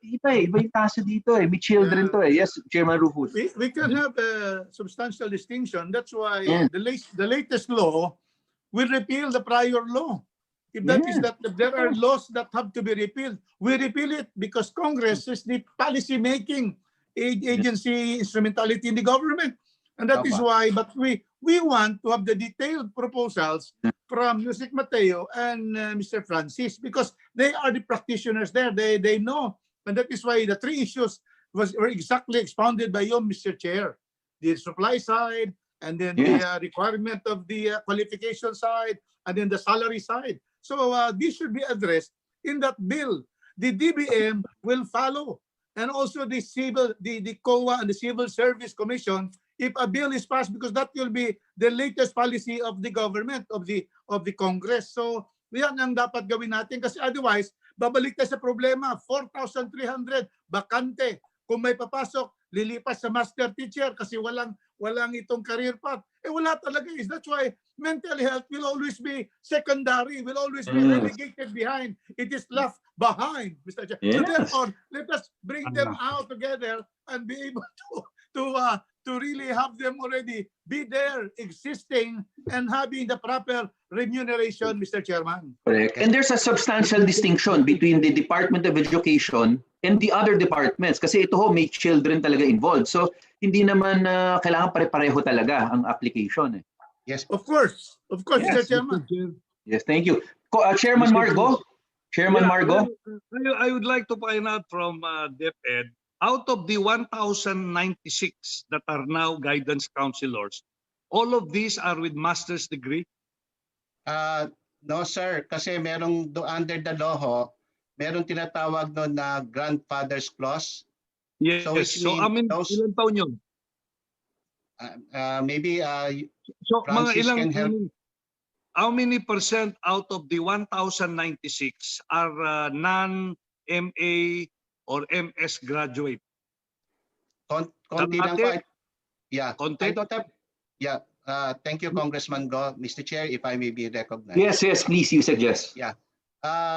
I don't have the figures right now, but then it's not a big amount po, big number under the grandfather's cost, but we will provide you with the details po. The reason why I asked that question, because I know different private schools in our city and other cities who have counselors, guidance counselors, who are still taking their MS or MA in psychology, but they are allowed to do the work of probably not a full-time guidance counselor, can be an associate guidance counselor. No, probably you can do that. You don't hire guidance counselor with master's degree, but you can hire, BS degree holders, but with a plan to, to finish their master's degree in let's say 3 to 5 year period. Pwede naman ganun yan kasi sayang itong positions na ito. You have not filled up. And this has been an ongoing problem. And it is more important now because of the current situation. Can you imagine you have 47,000 public schools in the whole country and you have only 4,000 slots and yet you cannot fill up the 4,000 plus. So yun lang ano natin siguro. Then as we go through this, we can amend the law to increase probably yung entry level salary nila from job grade 11 to certain and how many now I would like to ask, how many now your teachers, ilang libong teachers meron kayo na merong MS in psychology? Probably you can ask them to go back to being guidance counselor if you want to address this problem. Baka naman pinromote niyo sila because they have no other choice. So probably we can bring them to becoming guidance counselor so that you will be able to address the need without reducing their job grade and their pay. Di ba? Mas maganda siguro yun. These are immediate action that you can take in the Department of Education while we are pursuing itong bill natin na pinropose ni Congressman Rufus Rodriguez and Congressman Alvarado. You suggest, or Francis, do you want to? Francis, yes, you're raising your hand. A short comment na lang kasi anyway, we have already resolved what you will be doing. Yes. Yes. Yes, tama po si Congressman Go regarding this one. Two years ago, ito din yung pre-post namin po sa CELA meetings namin with the BHROD under Yusek Mateo. Actually, if ito po yung sinasabi ko kanina na for now, we are suggesting to position all guidance counselors in the division and regional offices to supervise at least yung guidance designates natin if we have. Or we can also use the untapped potential of our around siguro 40,000 psychometricians. Yung psychometricians, ito po yung nakatapos ng ating 4-year course sa BS or AB Psychology. Sila po yung nag-assist when it comes to assessment sa ating mga psychologists. So we can, sila po yung isa sa mga pinakamalapit if we can make them an associate, in mental health, because they have the training. Okay. Pero, you suggest? Oh, yes. With them sa government secretaries. Mr. Again, Chair, Mr. yes, Chair, yes, Mark. Can we request now DepEd to give us the data on this? How many of our existing manpower in DepEd, either they are teaching or doing other administrative work, that are either psychology, BS and MS graduate, yung iba psychometrician, na pwede nating realign ito without affecting their pay and job grade. Yes, you suggest, could you have that? Yes, we will try to get that. In the meantime po, kanina yung binanggit ko, to just address this problem what the department did was to designate guidance teachers po. Para we can continue to provide mental health services po. And that's per school? You suggest per school yun? Per school? Yes po. Each school has that, okay. Yes po. Doon sa suggestion ni Francis po, yeah, we will closely look into that para po i-designate nga doon sa division office. In the meantime, as to the suggestion of Congressman Rufus, to help the Congress now provide the amendment, so that we will work with Francis as well as DBM on this, so we can submit the amendment po. Thank you. Jess, Francis, when can you submit that? Yung in all honesty, yung request ni Deputy Speaker Escudero as requested by Chairman Rufus, kailan yung masasubmit yun? Francis. Francis, yes. Could you give us yung maluwag sa inyo para hindi namin kayo na-force into medyo urgent lang, alam natin but so based on your how long will it take you? We will contact the DepEd. We will talk with yung higher ups and the policymakers of DepEd regarding this one. But the PGCA is open, and we have also guidance counselors within the DepEd na nag-participate before ng deliberations. And I think may huhugutin tayo na available data on that. Okay, ganito. Yung amendments niyo, can we take it up in mga 10 days? Will that be possible? Francis, Jess? From our end, yes, we will comply. You suggest, kaya nila Francis, ano? You suggest? Yeah, well, sabi nyo, let's be honest Yes.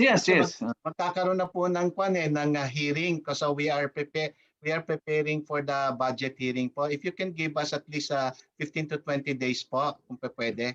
Deputy Speaker Tita Evie, Chairman Rufus, okay ba sa inyo 15 days? 15 days will be fine, Mr. Chairman. And do not Deputy involve Speaker. yet the DBM. Do not involve. Deputy It's just, I suggest that not yet to involve DBM. Kasi pag DBM yan, jutay bahin sa Mindanao yan. So therefore, kayo na muna because later on we will go, the APRO committee will be able to be there. What we need are the expertise of Yusik Mateo and Mr. Subong. Kayong dalawa, a united amendment proposed to us in 15 days, Mr. Chairman. Thank you. Yes. Deputy Speaker, 15 to 20. Mark, Chairman Mark, go. Okay rin sa'yo yun? Chairman Mark? Chairman Mark? Chairman Mark? Chairman Mark? Yes, I'm here. Yes, Chairman Mark, okay sa'yo. Let's give them 15 to 20 days. Yes. Yeah, but all data na rin-request, you suggest sa maaga mabigay na sa yung mga requested na iba. Yeah. We will endeavor po shorter than 15 po. Yes. Tapusin natin to. Yes. Best interest rin po namin ma-resolve na tayong issue na to. Kasi nga hindi lang po dito sa pandemya, we are also implementing the child protection policy po Oh, good. Yeah. Okay. And before Mr. Chair. Last Chairman Margo, then the author himself, Chairman Rufus. Chairman Margo, para finale natin si Chairman Rodriguez. Yeah, well, as I said, I think this data are very important and it will help us probably come out with an effective bill as proposed by Congressman Rufus. Yes. And this is very important. I am very sure that this will not only improve the conditions, the health conditions of our students, but ultimately it will help in improving the quality of education in the primary and secondary levels, Mr. Chair. Thank you, Chairman Mark. Chairman Rufus, you have the floor since ikaw ang author. Yes, it is my privilege to request that the others congressman present will be co-author. May I request them to be co-author, like the chairman himself, Mark also, and Evie, because you are into this interest.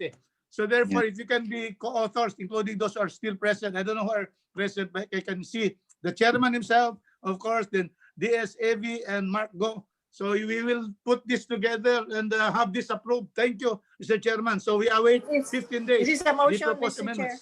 Yes, there's a motion by the Honorable Rufus Rodriguez, duly seconded by Deputy Speaker Escudero, that all members present who wish to become authors or co-authors of this measure be co-authors. Is there any objection? Second. There are many seconds. Duly seconded, no objections. Same is approved. So, Jess, importante talaga to, Sir Subong. Let's finish this talaga before October 5. Before Thank you so much, Mr. Chair. Thank you. And thank you to the author, Honorable Rodriguez, and of course to Deputy Speaker Escudero and Chairman Margo. The next matter on our agenda is deliberations and resolutions on the migration of private school teachers to public schools on account of higher compensation. House Resolution number 259, resolution directing the appropriate committee on the House of Representatives to conduct an inquiry in aid of legislation on the alleged mass migration of private school teachers to public schools on account of higher compensation, with the end in view of enacting legislative measures to address the same, by our Vice Chairperson, the Honorable Ria Vergara. Hi, Ria, are you still with us? Pasensya na kung medyo natagal lang kami. No, Mr. Chair, I'm still here. Thank you very much. Yes. Vice, if you wish to sponsor or say something before we call on the DepEd. Yes, Mr. Chair. Thank you very much. A pleasant afternoon to everyone, and thank you very much to Chairman Romulo, the most hardworking chairman in the 18th Congress, and to the Committee on Basic Education for considering House Resolution number 259 in our committee deliberations.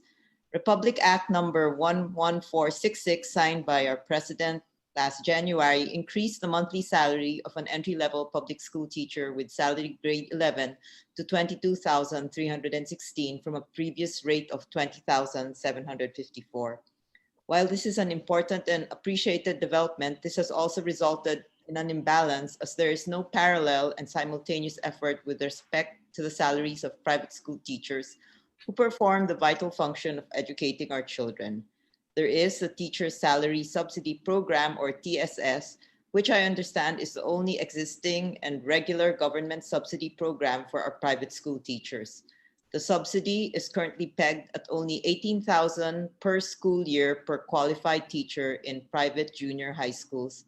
This has had minimal impact given its limitations. The plight of our private school teachers, whose numbers have recently been reported to be at 263,000, becomes even more alarming when average monthly salaries are compared. In 2018, the national average for the monthly basic wage of private school teachers in basic education was 12,666 pesos, while their counterparts in the public schools received an average of 21,030 pesos. Disturbingly, there are even regions in our country that posted only a little over 7,000 pesos as the average monthly basic wage of their private school teachers. Hence, as a distressing aftermath, many private school teachers became confronted with making the very difficult decision of leaving behind their beloved students in the private school and transferring to the public schools, where compensation and benefits are remarkably higher and better. Moreover, with such reported mass migration of private school teachers, some private schools have even had to drastically downsize, if not shut down, their operations altogether, much to the detriment of the students, parents, and communities, and ultimately the public schools and the Philippine education system as a whole that heavily count on them. Clearly, this cannot go unnoticed and unresolved. Long enshrined in our Constitution is the state's recognition of the complementary roles of public and private education institutions in our country. In further understanding the principle of complementarity, I found the following sentiments shared by Father Joel Tabora, President of the Ateneo de Davao University, to be truly inspiring. Briefly, he defined complementarity as the combining different things in such a way as to enhance or emphasize each other's qualities. More significantly, he further remarked that this definition implies a collaborative or cooperative, if not a symbiotic relationship between two entities, each one possessing something that may be of value to the other, and that through a mutual sharing of resources, both achieve their goals in a better way than where the complementarity not existing. In complementarity, the whole is greater than the sum of its parts, end quote. His remarks resonated with me as I further contemplated on this exceptional dynamic between public and private schools, on what it meant for the teachers who are indispensable to and on what those of us in government can do to ensure that teachers' compensation is at least commensurate to their selfless service to the nation. More so, our Constitution in Article 14, Section 5, Paragraph 5 thereof, equally mandates the state to ensure that teaching will attract and retain its rightful share of the best available talents through adequate remuneration and other means of job satisfaction and fulfillment. It is my hope that this committee meeting on House Resolution number 259 will allow us to, one, to comprehensively discuss the issues related to the compensation of private school teachers, as well as other relevant concerns that have reportedly caused their mass migration to public schools. Two, to carefully explore viable options and effective solutions. And three, to ultimately be able to reinforce the potential and capacity of private schools and their teachers to fulfill the complementary role of being the formidable partner and ally of public schools in moving our country's educational system forward. Our teachers are the cornerstone of all our schools, be it in a public or private setting. Without them, there's no school even to speak of. In devoting their knowledge, time, energy, and support, teachers provide an important learning opportunity that helps sharpen young minds and nurture fundamental values. Through our teachers' tireless determination, hard work, and sacrifice, our country's people stand a fighting chance at being able to lead productive and meaningful lives. Thus, the unique and critical role of all teachers in our individual and collective formation warrants no less than the immediate attention and strongest protection from the state as the pillars needed to sustain and expand our country's educational system. All teachers deserve nothing short of the best policies, benefits, and opportunities that will not only safeguard their welfare, but also express a most sincere and overflowing appreciation for their immeasurable contribution to our individual and collective growth. Thank you very much, Mr. Chair, for your time and attention, and I look forward to a productive and meaningful discussion on House Bill 259. Thank you, Vice Chair Ria. Ang DepEd, I think, is here. Who sa DepEd family will give us a reaction on the migration of teachers from the private schools to the DepEd schools? Yeah. You Mr. suggest Chair, it, if I may yes. recognize- Yes, Yeah. you suggest. Yeah, well, even prior to this pandemic, we already see the migration since the start of the salary standardization law. Totoo sir yun, yung disparity between the salary of public schools and the private schools is getting bigger and bigger. No? That's why in the last Congress, if you will remember, Mr. Chair, being a member of the State Assistance Council, we proposed to increase the salary subsidy under the GASPE law, the amount of subsidy from 18,000 to 24,000, which was approved eventually. But because of this pandemic, the for 2020 GAA po, 274 million was realigned for the Bayanihan Act 1. So that's the reason why the teacher salary subsidy was not implemented this year. But we wish to restore that in the 2021 budget and to increase it further if the Congress will agree po. So that's the current program of the department to help solve the problem of migration of our teachers. Thank you, Mr. Chair. Thank you, Yusek. Yes. See, Vice Chair Ria would want to react or further question Yusek Mateo? Or do we go to another member first? May I ask a question, Mr. Chair? Yes, of course. You are the author. Yusek Mateo, this is the same thing as a TSS, or is GASPE different? No, this Yusek is Joe. part of. Thank you, Mr. Chair. Thank you, Congressman Ria. This is the same po. Under the GASPE po, there are several programs. So you have the Education Service Contracting Scheme, which is applicable to junior high school students, and then the senior high school voucher program, as well as the teacher salary subsidy po. So, and that 18,000, they increased it to 24, but Yusek Mateo, it's also very limited, di ba?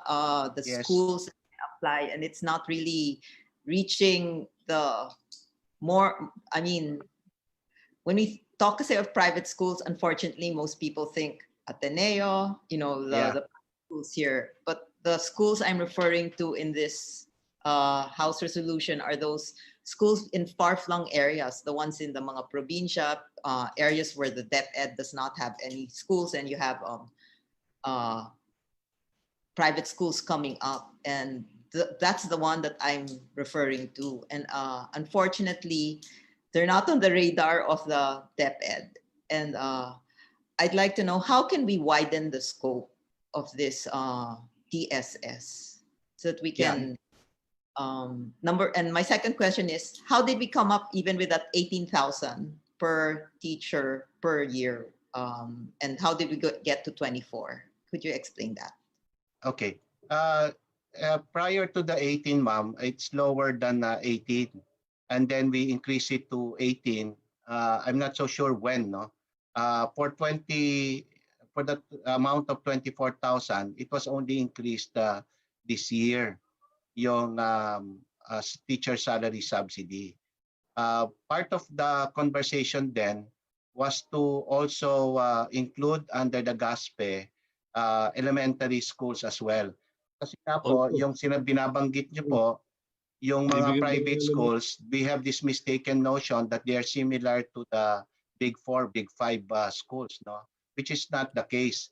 There are many private schools, especially in the remote areas, that are really in effect, they are really challenged, no, as far as providing salaries to our teachers. If I'm not mistaken po, in some areas, some schools in the ARM, the salary of an ordinary private school teacher is as low as 6,000. Kaya nga po ito yung ina-attempt namin to include in the teacher salary subsidy. Thank you po. Mr. Chair? Yeah, Chairman Mark, I will go to you. I will just give the author first the chance to exhaust her time. Yes, Vice Ria. Thank This you, is in Mr. relation to Yes, the question. because at 18,000, initially that was like 1,500 per month only, right? And now we're going to 2,000 pesos per month. Is that correct? Once this 24,000 kicks in, or correct? That's correct po. Could you give the data? Because in my district, there's so many schools that they're not qualified though for this TSS. It seems that the qualifications very stringent, and how can we loosen it up so that is there a ceiling ba? I mean, how does the DepEd work? Does it work like, okay, for private school teachers, we're only going to allocate 300 billion and then work backwards, or do you do it? How do you determine which schools and how many teachers you can help? There's just one.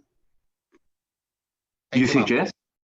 There's just one criteria, ma'am. If the teacher is licensed, automatically they become a recipient of the teacher salary subsidy. If the teacher is licensed by? License with the LEP po. License. Okay. Okay. Well, if you can, because I have a number of private schools in my district. In fact, several have already shut down, and it's very unfortunate because some of the students tried to transfer to public schools, but then the public school also can't absorb all because they're also overwhelmed. And when I asked about the TSS, they were not even qualified to apply there. So I have to get the details. But what I'm really looking for, Mr. Chair, is I want another law, something that will include private schools the way our government takes care of public schools, teachers. It has to be more massive. And I think, Mr. Chair, if you will agree, we can create a law that will make sure that not the big schools that have, a huge alumni base will be the ones to benefit from this law, but really the schools, like Yusek Mateo said, in the remote areas. Because like he said, there were funds allocated for them, but because of Corona, that 279 million, it was reallocated. Parang they're always getting the short end of the stick. So that is actually, it's a House resolution, not a House bill. And so I'm actually seeking guidance, Mr. Chair, from you and from our members on how to come up with a House bill that can address this problem. You suggest, isa sa, I think yung hinihingi ni Vice Chair Ria is kasi hindi tugma yung sagot kanina eh. Sinabi mo about let passer para mabigyan. Ang question was anong institution? How does an institution qualify to be under to be a beneficiary? Kasi apparently hindi naman lahat ng institution eh. Yun yung question eh, hindi yung sa teacher lang. Yes, you suggest.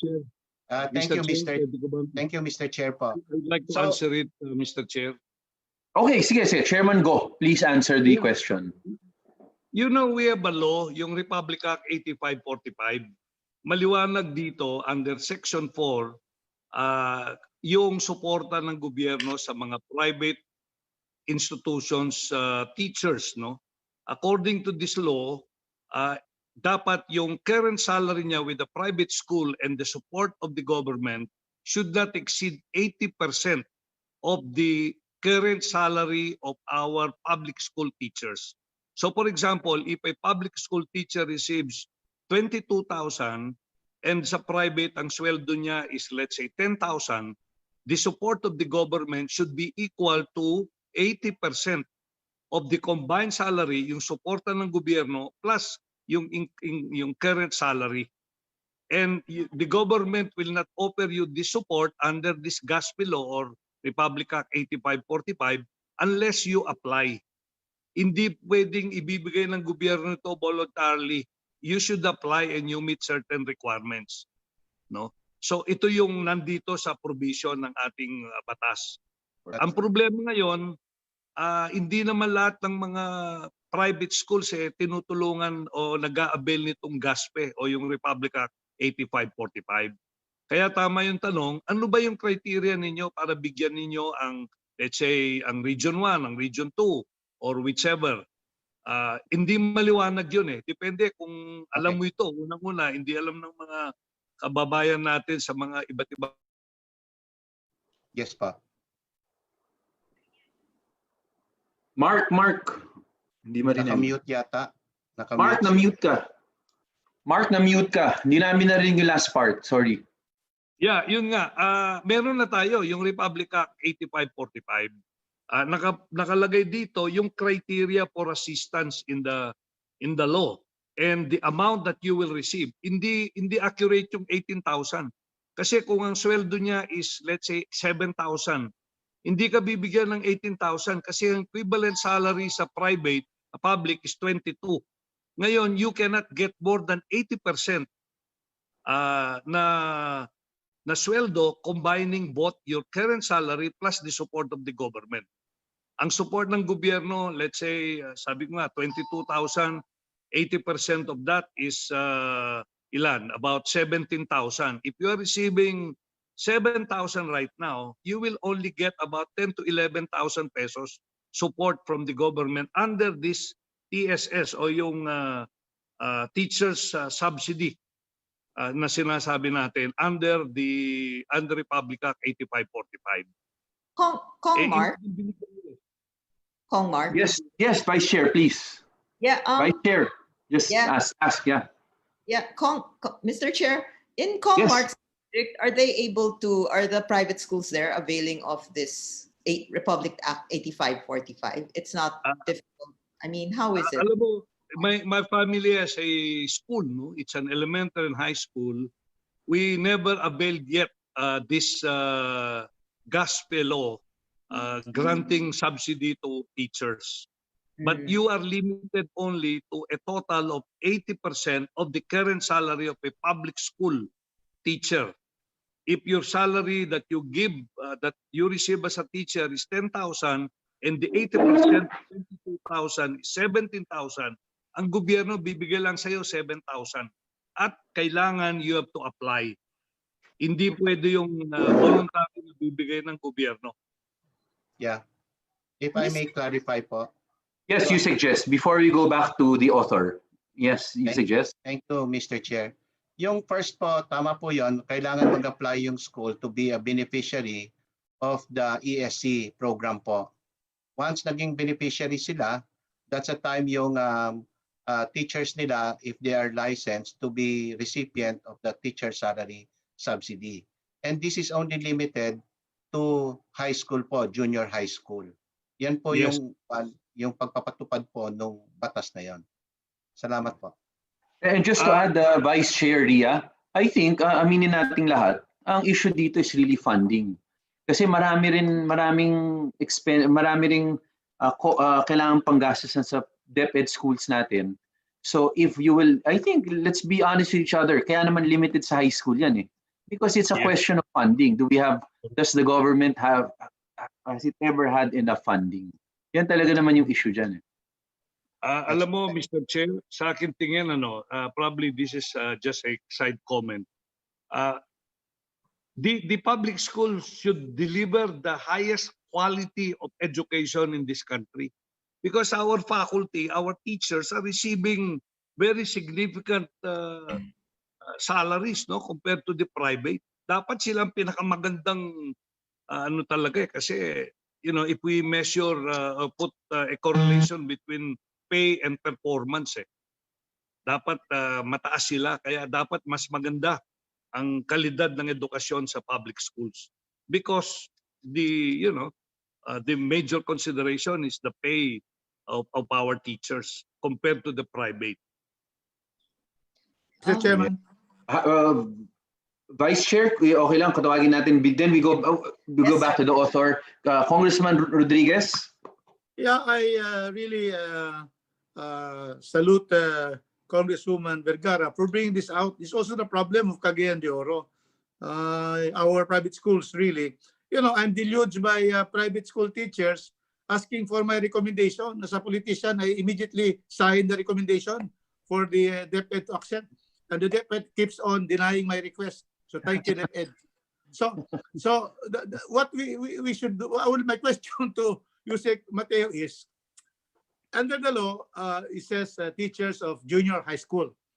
How many private junior high school teachers had been given and how many are not? In other words, those who are qualified, having been licensed, and they're in a junior private high school, how many have been, of the total universe, how many had been given this teacher subsidy, salary subsidy? Yusek Mateo.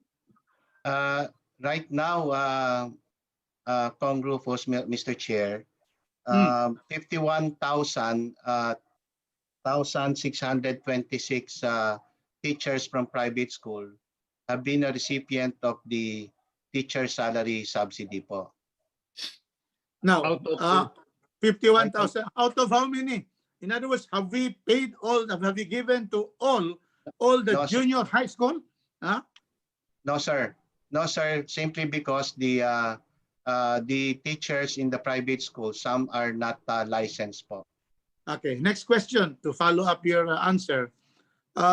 So therefore, all the licensed teachers, private school teachers in junior high school, that means grade 7 to 10. Yes. Those license have all been given the 18,000, all of them? Based on the report po, because this is co-managed by the PEA, whose membership includes DepEd and COCOPEA and other private associations. The current number po, as I mentioned, is about 51,000 po, and these are 600. licensed teachers. Yes po. And therefore, covered now, you are saying now, can you confirm that all licensed private school teachers in the junior high school, 51,000, this is the total universe of those who should be given because they are licensed, you said? I cannot confirm that. I have to get the data first, but also safe to say that at the moment, the number of recipients based on the information given to us is 51,000 po. Okay, so we take that to be that. Now, what the law only provides for junior high school. How about senior high school and elementary private school teachers? What is the recommendation of DepEd? Yes, thank you for that question, Congressman Rufus. Mr. Chair, we are proposing in the past to include the elementary school teachers to be part of the GASPE program. But as you said, it's a question of funding po, if we expand it to the elementary school as well. We are also proposing that the teachers in senior high school will also be part of this. But if you take note, the current financial subsidy given to a student in elementary school ranges from 9,000 to 13,000 depending on their location. Whereas in the senior high school, the student subsidy is about 18,000 to 22,000.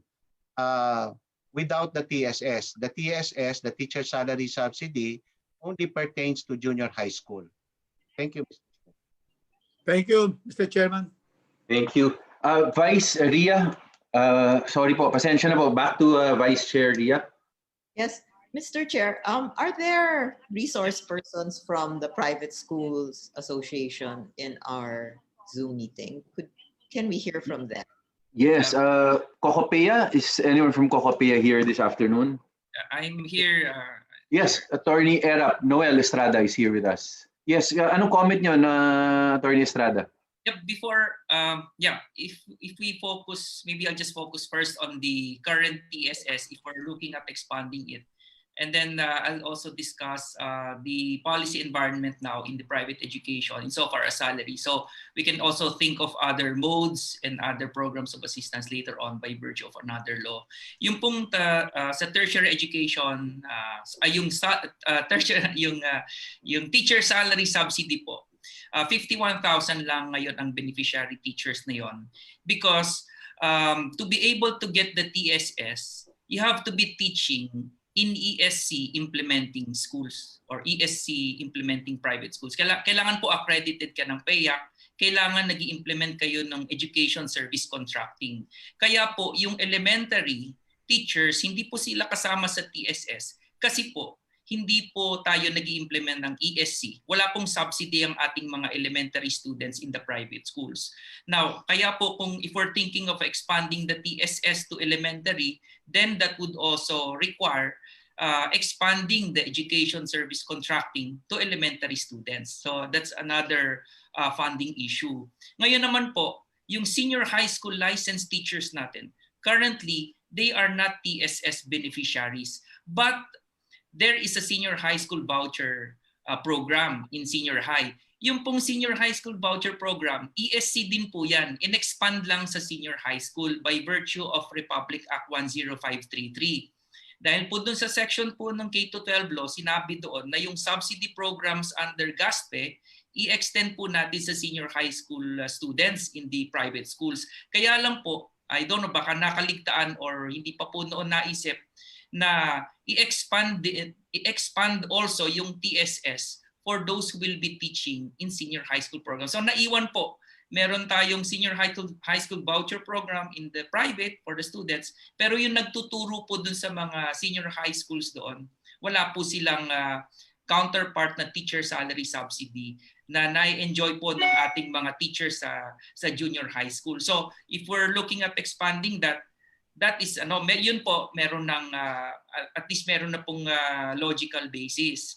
But then again, if we're also looking at expanding government assistance, we're looking at yung elementary, important din po yun dahil now we also are able to see based on the data of DepEd, like for example yung migration po ng teachers, hindi lang po teachers pati students, and including those that are closing now, majority po doon elementary schools, private elementary schools. So if we're looking at expanding help, that should be at the earliest opportune time, yung earliest opportunity to intervene for the government. Doon po sa 440 na private schools na nagsara based on DepEd data, recent data, 332 doon ang elementary schools. Now let me also present yung pong policy environment in the private schools, no? Insofar as salary is concerned. If we're also looking at possible law, no, to have some other assistance or kahit hindi po economic, probably policy interventions.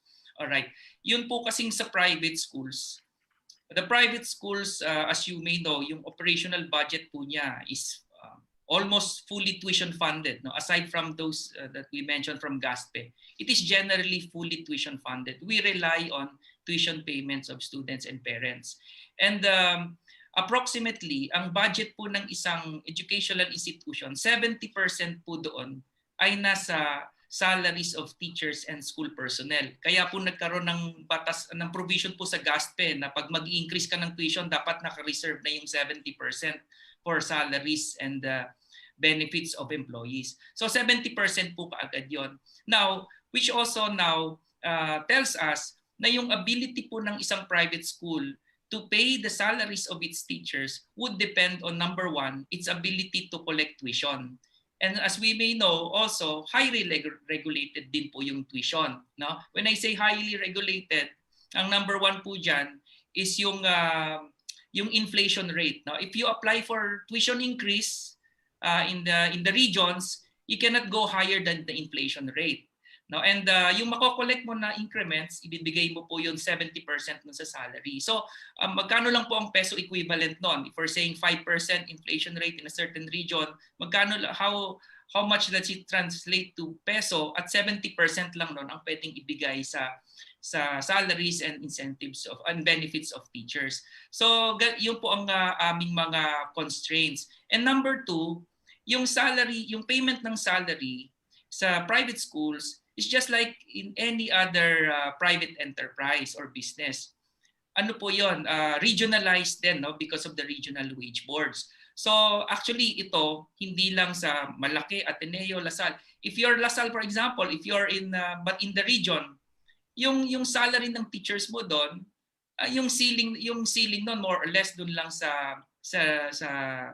regional wage rates doon, no? Compared to an NCR, for example. So meron ding, it's really prohibitive. No? Kaya compared to a teacher in the public school system, yung entry rate nila, for example, is in teacher 1, 23,000, no?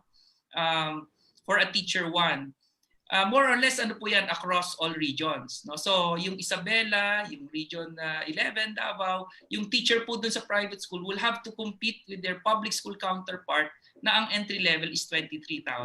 So kaya po nabanggit ni Congresswoman Ria na talaga pong ang average ng difference is 10 to 12,000. Malaki po yun. No? So again, it's policy. No? We have to work within a certain policy environment. That's why we're also constrained to do that. Regionalized ang pagbabayad po ng salaries. Whereas in the public school system, ano po yung budgeted more or less across all regions. Now, third point ko po, there's really an urgency to address this because we're suffering, no, with the serious impact of the migration. Karamihan po ng mga teachers namin kapag licensed na, as early as October, no, lumilipat na, nag-a-apply na po yan, nagre-resign na po, no, or iniiwan na yung kanilang mga klase, no. So abruptly, they don't finish the school year because they apply now to the DepEd schools as early as October, November. Kasi yan po yung application period for the succeeding year. And to be candid about it, ang sabi nga po ng mga private schools, training ground ng private schools. No? Pagka may opening na po sa DepEd, lilipat na po sila. So mabilis po talaga ang turnover ng licensed teachers. And then number two, yung dearth of teachers ang nagsasuffer po ng private schools. Dahil yung mga licensed, they go to the public school system. Naiiwan po sa amin, wala pang license, pero kukuha pa lang, tinatapos pa under a probate period, but once they get the license, they transfer. So we tried everything to control this through contract, through penalties, so that they do not transfer. But I think may limitation din yon, no, because of the rights of the workers. And some of them, no, choose to pay the penalties in order to transfer in exchange for a higher pay. So that's where we are in now. But yung pong TSS, I think that's a good opportunity if we can expand it. But I just don't know if we will be able to sustain it given the limitation in the budget. Thank you po. Thank you very much, Attorney Estrada.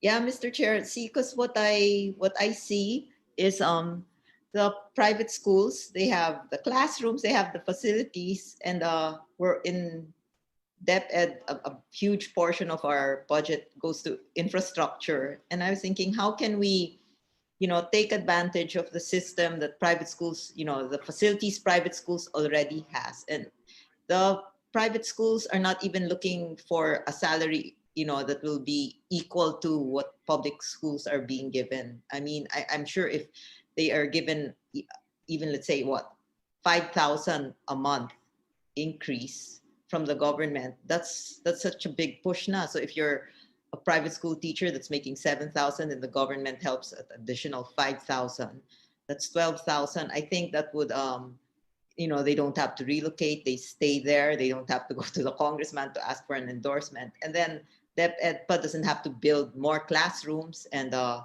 I think it's a win-win if we can just find a way to increase funding for private school teachers. Like Attorney Estrada said, expanding the TSS is good, but it's a short-term solution. It's not really, eventually, this problem will come up again. And I was able to speak to Secretary Briones, and she said, yes, it's a big problem because if there are no more private schools in remote areas that are being, that the public schools are not being able to service, then you'll have this issue now of what's going to happen to all these children in this far-flung. Mr. Chair, may I have a comment? Mr. Chair. You're on mute, Mr. Chair. Well, after Vice Chair Ria, I will recognize Deputy Speaker Tita Ivy. Yes, Mr. Chair. Go ahead, Deputy Speaker. Okay, Deputy Speaker Tita Ivy. Yeah, Mr. Chair, I think it's not just a migration of teachers that we are talking about here. It's also a migration of students. I think most of the students are also transferring to the public school simply because it is free of tuition. So, ano yan eh, parang it's not just the teachers, but also the students. So I think the question now is that the private schools are really suffering very much, especially during this pandemic, and also this salaries of the teachers and also the free tuition of the public schools, Mr. Chair. Mr. Chair. Yeah. Mr. Chair. Mr. Chair. Can we? Chairman Mark go, then Attorney Noel Estrada. Yeah, I think it will be, the approach here will be two-pronged. We should help the students studying at the different private schools and the teachers. And at the same time, this will discourage students from the private schools to go to the public schools if and when we provide support to these students who would study in private schools. And at the same time, we relook again this subsidy that we give to the teachers.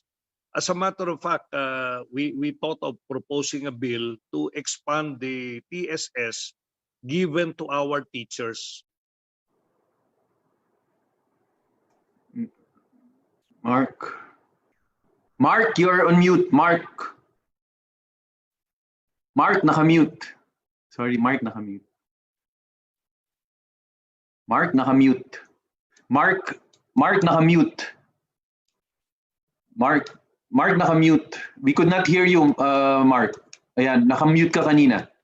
Nakamute ba? So, yun Mr. Chair, I think we will look at both our support to our students in the private schools as well as teachers in the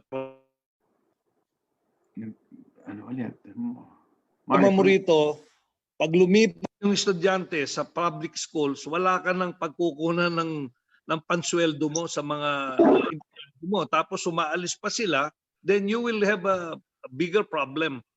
So in that case, I think it will be a two-prong approach, helping the students and at the same time helping our teachers in the private schools. Yes. Thank you, Chairman Mark. I think lahat naman tayo yun ang gusto. Talagang ang concern lang is, as mentioned by the Deputy Speaker, kay Tita Evie, may mga lumilipat dahil nga free education. So the moment may lumipat, again, kailangan na naman either additional teachers. Ngayon nga, meron tayong guidance counselors na gusto natin dumami pa sila. At the same time, we want to build the classrooms. So again, at the end of the day, it's that expense. Again, we have to find, I guess, hindi ko alam kung sino makakahanap ng balance na yun. Wala namang problema to legislate na tulungan natin talaga ang private schools because that's what we want. But again, I think in one of these hearings, we should also have, kung maaari, COMSEC, DOF, and DBM because talagang question always of funding to I think so we have to have them present. Yes, Chairman Go. Mr. Chair, magkano ba ang cost ng gobyerno natin per student in the elementary and high school? Halimbawa, ang cost na total, magkano yan? Then, yun ang gagamitin natin pondo Imbes na ibibigay natin sa public school yan, gagamitin na lang at ibigay sa private school. Total, pareho naman eh. Imbes na magtatayo tayo ng panibagong eskwela, kukuha tayo ng maraming teachers para sa public, eto na lang ibibigay sa private school, gagamitin ng mga estudyante at mga teachers. In that case, walang additional cost to the government because they will spend anyway this amount sa mga public schools that will be established in view of the increase in population of these public schools. For example, I don't know, probably the Department of Education, how much is the cost of the government per elementary high school student sa buong bansa? Yeah. Mr. Chair. You suggest, yes. Before we call on Attorney Estrada. Yes, Yusek. Yes. The per capita cost po sa public school ranges from 1,200 in elementary to as high as 2,000 in senior high school po. And I agree with the proposal of Congressman Mark Go. Just to provide an information po, we made an estimate then if we increase the salary subsidy to 25 or to 30,000 no, from the current 18,000. If we cover about 53,000 teachers in private school at 25,000, that will entail about 1.3 billion.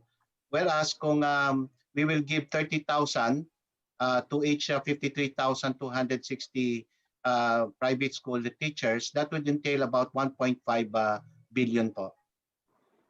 Okay. Yes, thank you, Attorney. You suggest Attorney Noel? Attorney Noel, yes. Yes, tama po yung very accurate po yung observation ni Congresswoman Escudero on the help to the students, and also considering that I just want to mention to the committee also yung pong current budget natin sa GASPE for ESC and junior high, yung pong ngayon for this school year, supposedly yung this school year, unfilled up pa po. Kalahati pa lang po ang naga-avail. So meron pong unutilized budget despite the availability of subsidies for our students. Ang tinitingnan po namin sa private schools is maaring hindi po enough yon, no, yung amount of subsidy to the students in the junior high and senior high. That's why they still transfer to the public schools. So ang tinitingnan po namin ngayon, if there is a way that we can use that portion, yung unutilized funds po, no, for the GASPE, for the implementation of ESC and junior high this year, para imbis po na bumalik sa general fund, if there is a way that it can be used to those who are not grantees before, no, or are not continuing grantees of the ESC and ESC, and those who have not been accounted for yet, yung hindi pa po nag-enroll. Kasi po yung ESC hindi po makakapag-avail yung grade 8, 9 and 10 kung hindi sila nagsimula as recipients ng grade 7. So marami po 'yon, yung grade 8, 9 and 10. And then yung grade, of course, yung grade 12, hindi sila eligible kung hindi sila grade 11 and 12, hindi sila eligible kung hindi sila ESC grantees before. And then marami pa po yung estudyante na unaccounted for. Sa ngayon po, nasa 1.3 million pa lang yata ang enrollment in the private schools from the 4.3 last year. And 400,000 na po yung lumipat from the private to the public. So siguro po if we can probably submit a report to the committee to help us. Yun po ang, kasi po meron pong yung pong moving forward, I recognize na we all know we have to think of the budget moving forward. Pero ngayon po may nakalaan po kayo na budget from last year's GAA. Pero problem po ngayon, dahil sa hirap po ng buhay, marami pa rin pong hindi nag-enroll, marami pa rin pong hindi nag-avail ng subsidy na yun, probably because there are still other education-related costs na kahit na kunin nila yung subsidy, hindi pa rin nila kakayanin po yung. That's why they transfer. So Attorney Noel, could you give the committee a report? But okay rin ba, aside from the committee, mag-diretso rin kayo ng isang report sa office ni Vice Chair Dia, since siya yung principal author nitong resolution, so pwedeng tingnan ka agad, especially kung may remedyo na pwedeng gawin as soon as possible, di ba? Yes, Chair, we'll do that po. Mr. Chair, huwag kalimutan yung DepEd so that And DepEd, DepEd. Magsama naman natin DepEd, Attorney Noel. Could you also call... Mr. Chair, just a comment lang, Mr. Chair. Yes. Yes, Mark. Yung sinabi kanina ni Yusek na ang per capita cost is only 1,200 pesos. Parang hindi accurate yata yun per pupil. If the budget of DepEd is 500 billion and you have 24 million children, the per capita cost there is more than 20,000 per student or per pupil. Yes, sir. If you're basing it in the concurrent enrollment, the 24 million, kasi ang tinatarget natin yung, kung maalala nyo, Congressman, yung budget natin for 2020 was submitted last year, no? So the assumption there is different. But you're right, we'll check the per capita costs and then get back to you. The current, just to correct the information of Attorney Joseph, right now the enrollment, Attorney Joseph, of private school is at 1.9 million or 45% of the previous school year. Mababa pa rin po. Okay. Thank you, Yusek. Just could we call on now the other also invited resource speakers, like nandito pa ba yung Association of Christian Schools, Colleges and Universities? Catholic Education Association. Ano? SEAP, sir. Ang SEAP ang nandito. Okay. SEAP, who's the representative SEAP? Good afternoon. Yes, Attorney Bello. Yes. Good afternoon po sa inyong lahat. Actually, na-mention na lahat ni Attorney Erap yung mga concerns talaga ng private school sector, no?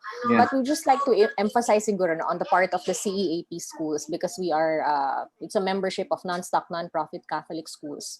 The majority of our membership are actually small mission schools. Right now, we're receiving reports on a regular basis of our mission schools at risk of closing because of the financial problems that they are encountering. Probably, apart from evaluating on the means by which we can improve the TSS delivery, baka may other modalities pa po ng assistance na pwedeng tingnan ng ating mga congressman on how we can complement the private school sector with that of the public sector. Baka naman may some form of public-private partnership that can be looked into, a novel scheme that has not been considered, and it's probably something that can be seriously taken into consideration given the extraordinary circumstances that private schools are facing nowadays. I have submitted a paper to Congria about it, and I hope she takes that into consideration also, as well as the committee when you deliberate on what steps to take. We'll also try to collate some data because we have been receiving reports of member schools closing already. We'll try to furnish that to you as soon as we can. We're in the process of collating it. Thank you, Attorney Faye. So you already have a report that has been submitted also to the committee. Position paper po, Kong. Yes, meron na. Yes, okay. po. Yes, and then po. Sa DepEd na rin, pakibigyan na rin DepEd? Or you've worked with them? Okay. We will furnish yes. So, and importante yung kay Vice Chair. Yeah. Yes, thank you, Attorney Faye. Thank you very much. Could we also ask from PAPSCO, Philippine Association of Private Schools, Colleges and Universities? You represented pa? Ako na po yun. Ikaw na rin. All right. Thank you. We also have with us representative from ACT Act Party List. Vin, are you the representative? Will you speak on behalf of ACT? Kasama rin natin ang TDC, ang Teachers Dignity Coalition. Sir Benjo, Chair Benjo, will you be the one to represent? Okay. Anyway, kung meron pang gusto magsalita, I think it would sabihin niyo lang sa amin. At this point kasi I think many of us already have, I think gusto talagang tumulong sa resolution ni Vice Chair Dia We will wait for the reports, especially from DepEd, SEAP, and of course, the Attorney Fay has already given their position paper. And I'm sure Vice Chair Ria will take a look, and so will the members of this committee, so that we can think of ways, especially siguro yung huling nasabi ni Attorney Noel tungkol dun sa funds na unexpended pa for the year para makatulong rin dun sa mga private schools na na medyo kailangan pa rin ng tulong. So Vice Chair Ria, if you have something to add or if you agree, I think let us all take a look and review these various position papers and reports so that we can finalize something hopefully within a week or 2 weeks. Yes, Mr. Chair, and I like that recommendation you had, Mr. Chair, of inviting the DOF and the DBM. Yes. Ask them what, like what you said and what Congressman Mark said, that it's not really adding funds, it's more reallocating. Instead of spending so much building schools, why don't we just use these funds for private school teachers? They have the facilities, and it's true, there are students who do transfer because there are free tuition, but there are still some students who, if the school's there, they don't mind staying in that school and paying the tuition for as long as they have the same, the quality of the teachers are there. And this is not a negative comment on public schools, Mr. Chair, but private schools, the performance of the students from private schools when they were tested rate higher for some reason. I don't know if it's because it's more it's because it's a smaller enterprise, or they're doing something right. But private schools is something that we need in our educational system. They cannot disappear. We need to have both public and private, and we need to act fast to make sure that these small private schools in servicing in remote areas get the most help. Thank you very much, Mr. Chair. Thank you, Vice Chair Ria. So with that, unless someone wants to say anything, we will continue discussions on this after we have reviewed the position papers and the additional reports, so that we can, and the invitations, COMSEC Rommel, to DBM, DOF, and of course to the DepEd family. Again, pag-aralan natin sabay-sabay para in the next pwede nating may resolution naman tayo lumabas na makatulong talaga sa public and private schools. So maraming salamat. We will continue. Yes, you suggest you want to say something? Sorry, Mr. Chair. Saglit lang to.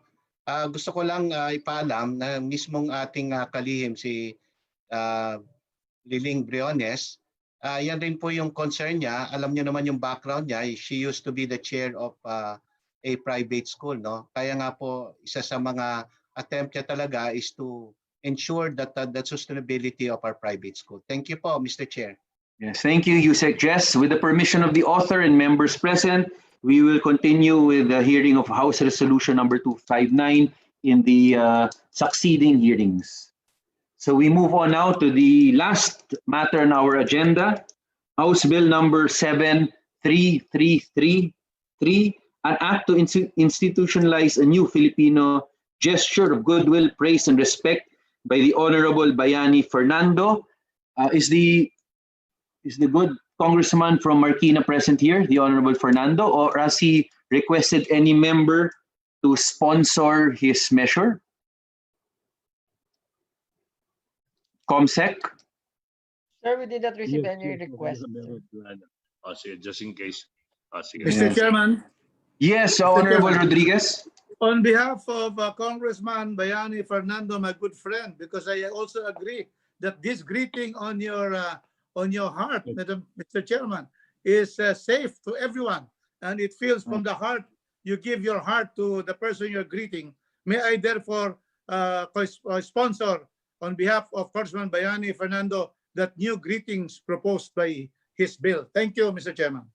Thank you, Honorable Rodriguez. As a motion by the Honorable Rodriguez, the explanatory note also will become part of the sponsorship measure for purposes of this committee. So with that, siguro can hear DepEd. Who amongst DepEd representatives here who would want to comment on this? Meron na tayong resolution on this matter. Ang gusto ngayon ay gawing batas na talaga. Will it again be Yusek Jess, Mateo? Yes, Yusek Jess. Thank you, Mr. Chair. Wala naman po kaming comment doon, but I'll defer it to the Undersecretary for curriculum po kasi this will be part of the curriculum. Thank you po. Okay, Yusek San Antonio is here with us. Is he the one for Yusek sa curriculum? Yes Yusek po. Yusek San Antonio? Wala. Wala po So siya. could you ask Yusek, just could you ask Yusek to provide us a position paper? Deputy Speaker Escudero? Yeah, Mr. Chair, I think they have a position paper submitted to the committee and it says that they changed the name na lang of the title of the bill. Parang hindi, ano ba yung sinabi? Comsec, ano na yung sinabi doon? That there's a position paper that is submitted already to us. Oo nga, sir. Ay, hindi ko pa nabasa ba? Hindi ba nabasa? Because I read it, parang sabi niya, parang instead of using batang something, wait, I will check. Parang Filipino. Parang pinapalitan lang yung title, but they are amenable to it, Mr. Chair. So it will read as follows po. Paano, Deputy Speaker? Ano yung gusto ng DepEd? What is the suggestion of DepEd? You suggest? Nasa iyo ba ang position paper? Wala po akong kopya. Pero ang naalala ko po nung diniscuss yan, yung title lang nga po, yung Filipino to Filipino, something like that. Okay, so from F to P, yun ba yan? Okay, sige. I think really the title of the bill itself, Mr. Chair, instead of I will check the position paper, Mr. Chair. Oh, thank you, Deputy Speaker. From DOH po, do we have a representative from the Department of Health? And before we proceed, yung mga resource guests natin na wala namang kinalaman na dito sa mga pag-uusapan, again, you are free. I know busy rin kayo with other things. So if you want to be excused, you are excused. Yung mga hindi naman kasama na or who will have nothing to say on this matter. And could I also take this opportunity also to thank the Honorable Cyril Abueg Zaldivar for being with us the whole time. From DOH po, may representative ba tayo? If I may be recognized, Mr. Chair. Yes, yes. Please identify. Please state your name. Good afternoon, Mr. Chair, and to honorable members of this committee. I'm Dr. Norilyn Evangelista from the Department of Health, from the Disease Prevention and Control Bureau. Yes, please proceed, Doctora. Yes. The Department of Health supports House Bill 7333, which primarily aims to introduce a new way of greeting. In accordance with DOH guidelines on reducing COVID-19 transmission, these behavioral changes, such as physical distancing and contactless cultural greeting, may be safer alternatives to handshakes during the coronavirus pandemic and can break the chain of virus transmission. SARS-CoV-2 virus spreads primarily through droplets of saliva or discharge from the nose when an infected person coughs or sneezes. These droplets can land on objects and surfaces such as tables, doorknobs. People can become infected by touching these objects or surfaces, then touching our eyes, nose, or mouth. This is why it is also important to wash hands regularly with soap or clean water with alcohol-based hand wrap. While legislating a new gesture could minimize the transmission rate, the Department of Health has been proactive in reminding the public to reduce physical contact. The transmission of COVID-19 would not be dependent on a single gesture, but a set of strategies which is outlined in Department of Health Administrative Order number 2020-0015, otherwise known as the Guidelines on the Risk-Based Public Health Standards for COVID-19 mitigation, with the following strategies. Number 1, increase physical and mental resilience. Number 2, reduce transmission. Number 3, reduce contact. And number 4, reduce duration of infection. That would be all, Mr. Chair. Thank you, Doctora. So, in other words, DOH supports this bill. Yes, Mr. Chair. Yes, thank you po. Could we now call on PCOO? ASEC Chris Ablan is with us. Yes, good afternoon, Mr. Chair and members of the Yes. committee. The PCOO will follow po House Bill 7333. We will support po the measure. Mr. Chair. Thank you, ASEC Chris. Yes, Deputy Speaker Escudero. Yeah, actually, it's a position paper submitted by NCCA. Actually, ang sabi nila dito, instead of using the title Batang Filipino for the gesture, because it might defeat the other old gestures of the pagmamano, etc. They're suggesting that the proposed short title should be Batang Filipino Pangkalusugan gesture. Mr. Sure. Chair. Thank you. So, Deputy Speaker, hindi galing sa DepEd yung sa title? Hindi, NCCA yun. NCCA.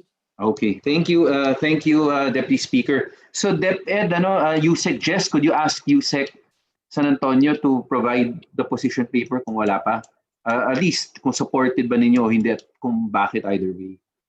USEC Jess? USEC Jess? Nawala na si Jess? Okay, habang wala pa si USEC Jess, we also have a representative from the Philippine Information Agency. Are you still with us? Or is that also ASEC Ablan na rin? We'll speak na rin po on behalf of Yes. the Philippine Information Agency Yes. as the supervising agency po. PIA and PCOO will cooperate under this measure po. We Thank will you, follow the guidelines po. Thank you, ASEC Chris Ablan. Bagamat nasabi na ni Deputy Speaker, but we also have a representative from the NCCA, just so that we can also hear from you during this meeting. NCCA. Comsec, wala na yung NCCA? I think they just submitted the position paper. Okay, but- and that was already relayed to us by Deputy Speaker Escudero, and it seems na amenable naman sila, subject lang to suggestion nila on the short title of the measure. So DepEd na lang. Sa DepEd, USEC Jess?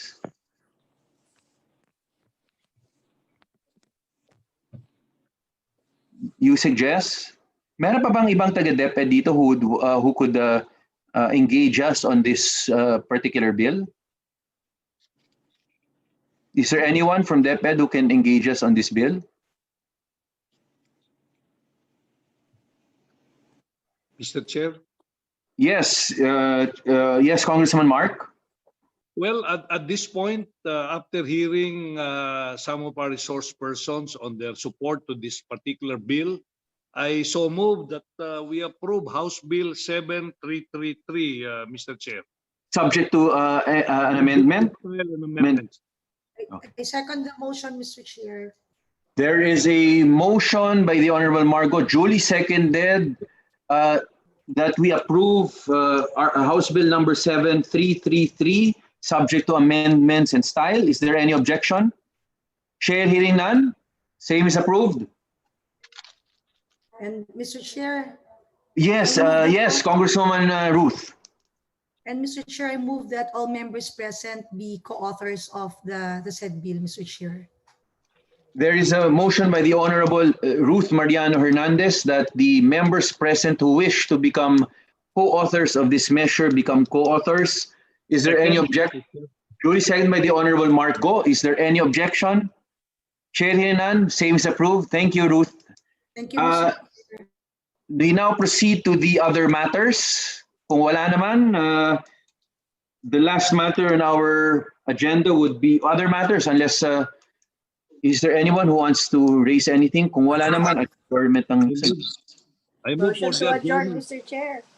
There is a motion by the Honorable Margot, duly seconded by the Deputy Speaker, that we adjourn. Is there any objection? Chair hearing none. Same is approved. Maraming salamat to all our members present this afternoon and our resource speakers. Maraming salamat. Huwag magsawa. Kita tayo ulit next week. Rufus, we'll finish Thank you, na ano, Mr. ano? Chairman. Yes, thank you. Mr. Chairman. Thank you, Thank you, Chair. thank you. My colleagues. Thank you. Chairman, Good Tama. afternoon. Thank you. Kikinig ako, Mr. Chairman. Tita Evie, hello, Tita Evie. Mr. Chairman. Yes. Na ba yung ano natin? Kikinig ako kanina pa, ha? Hindi na ako nagsalita. Yes, Kong Mark. Ayos na. Kong Mark, hindi pa eh. Ay, hindi ba? Hindi, pinalo up na namin kanina. Sabi, oo,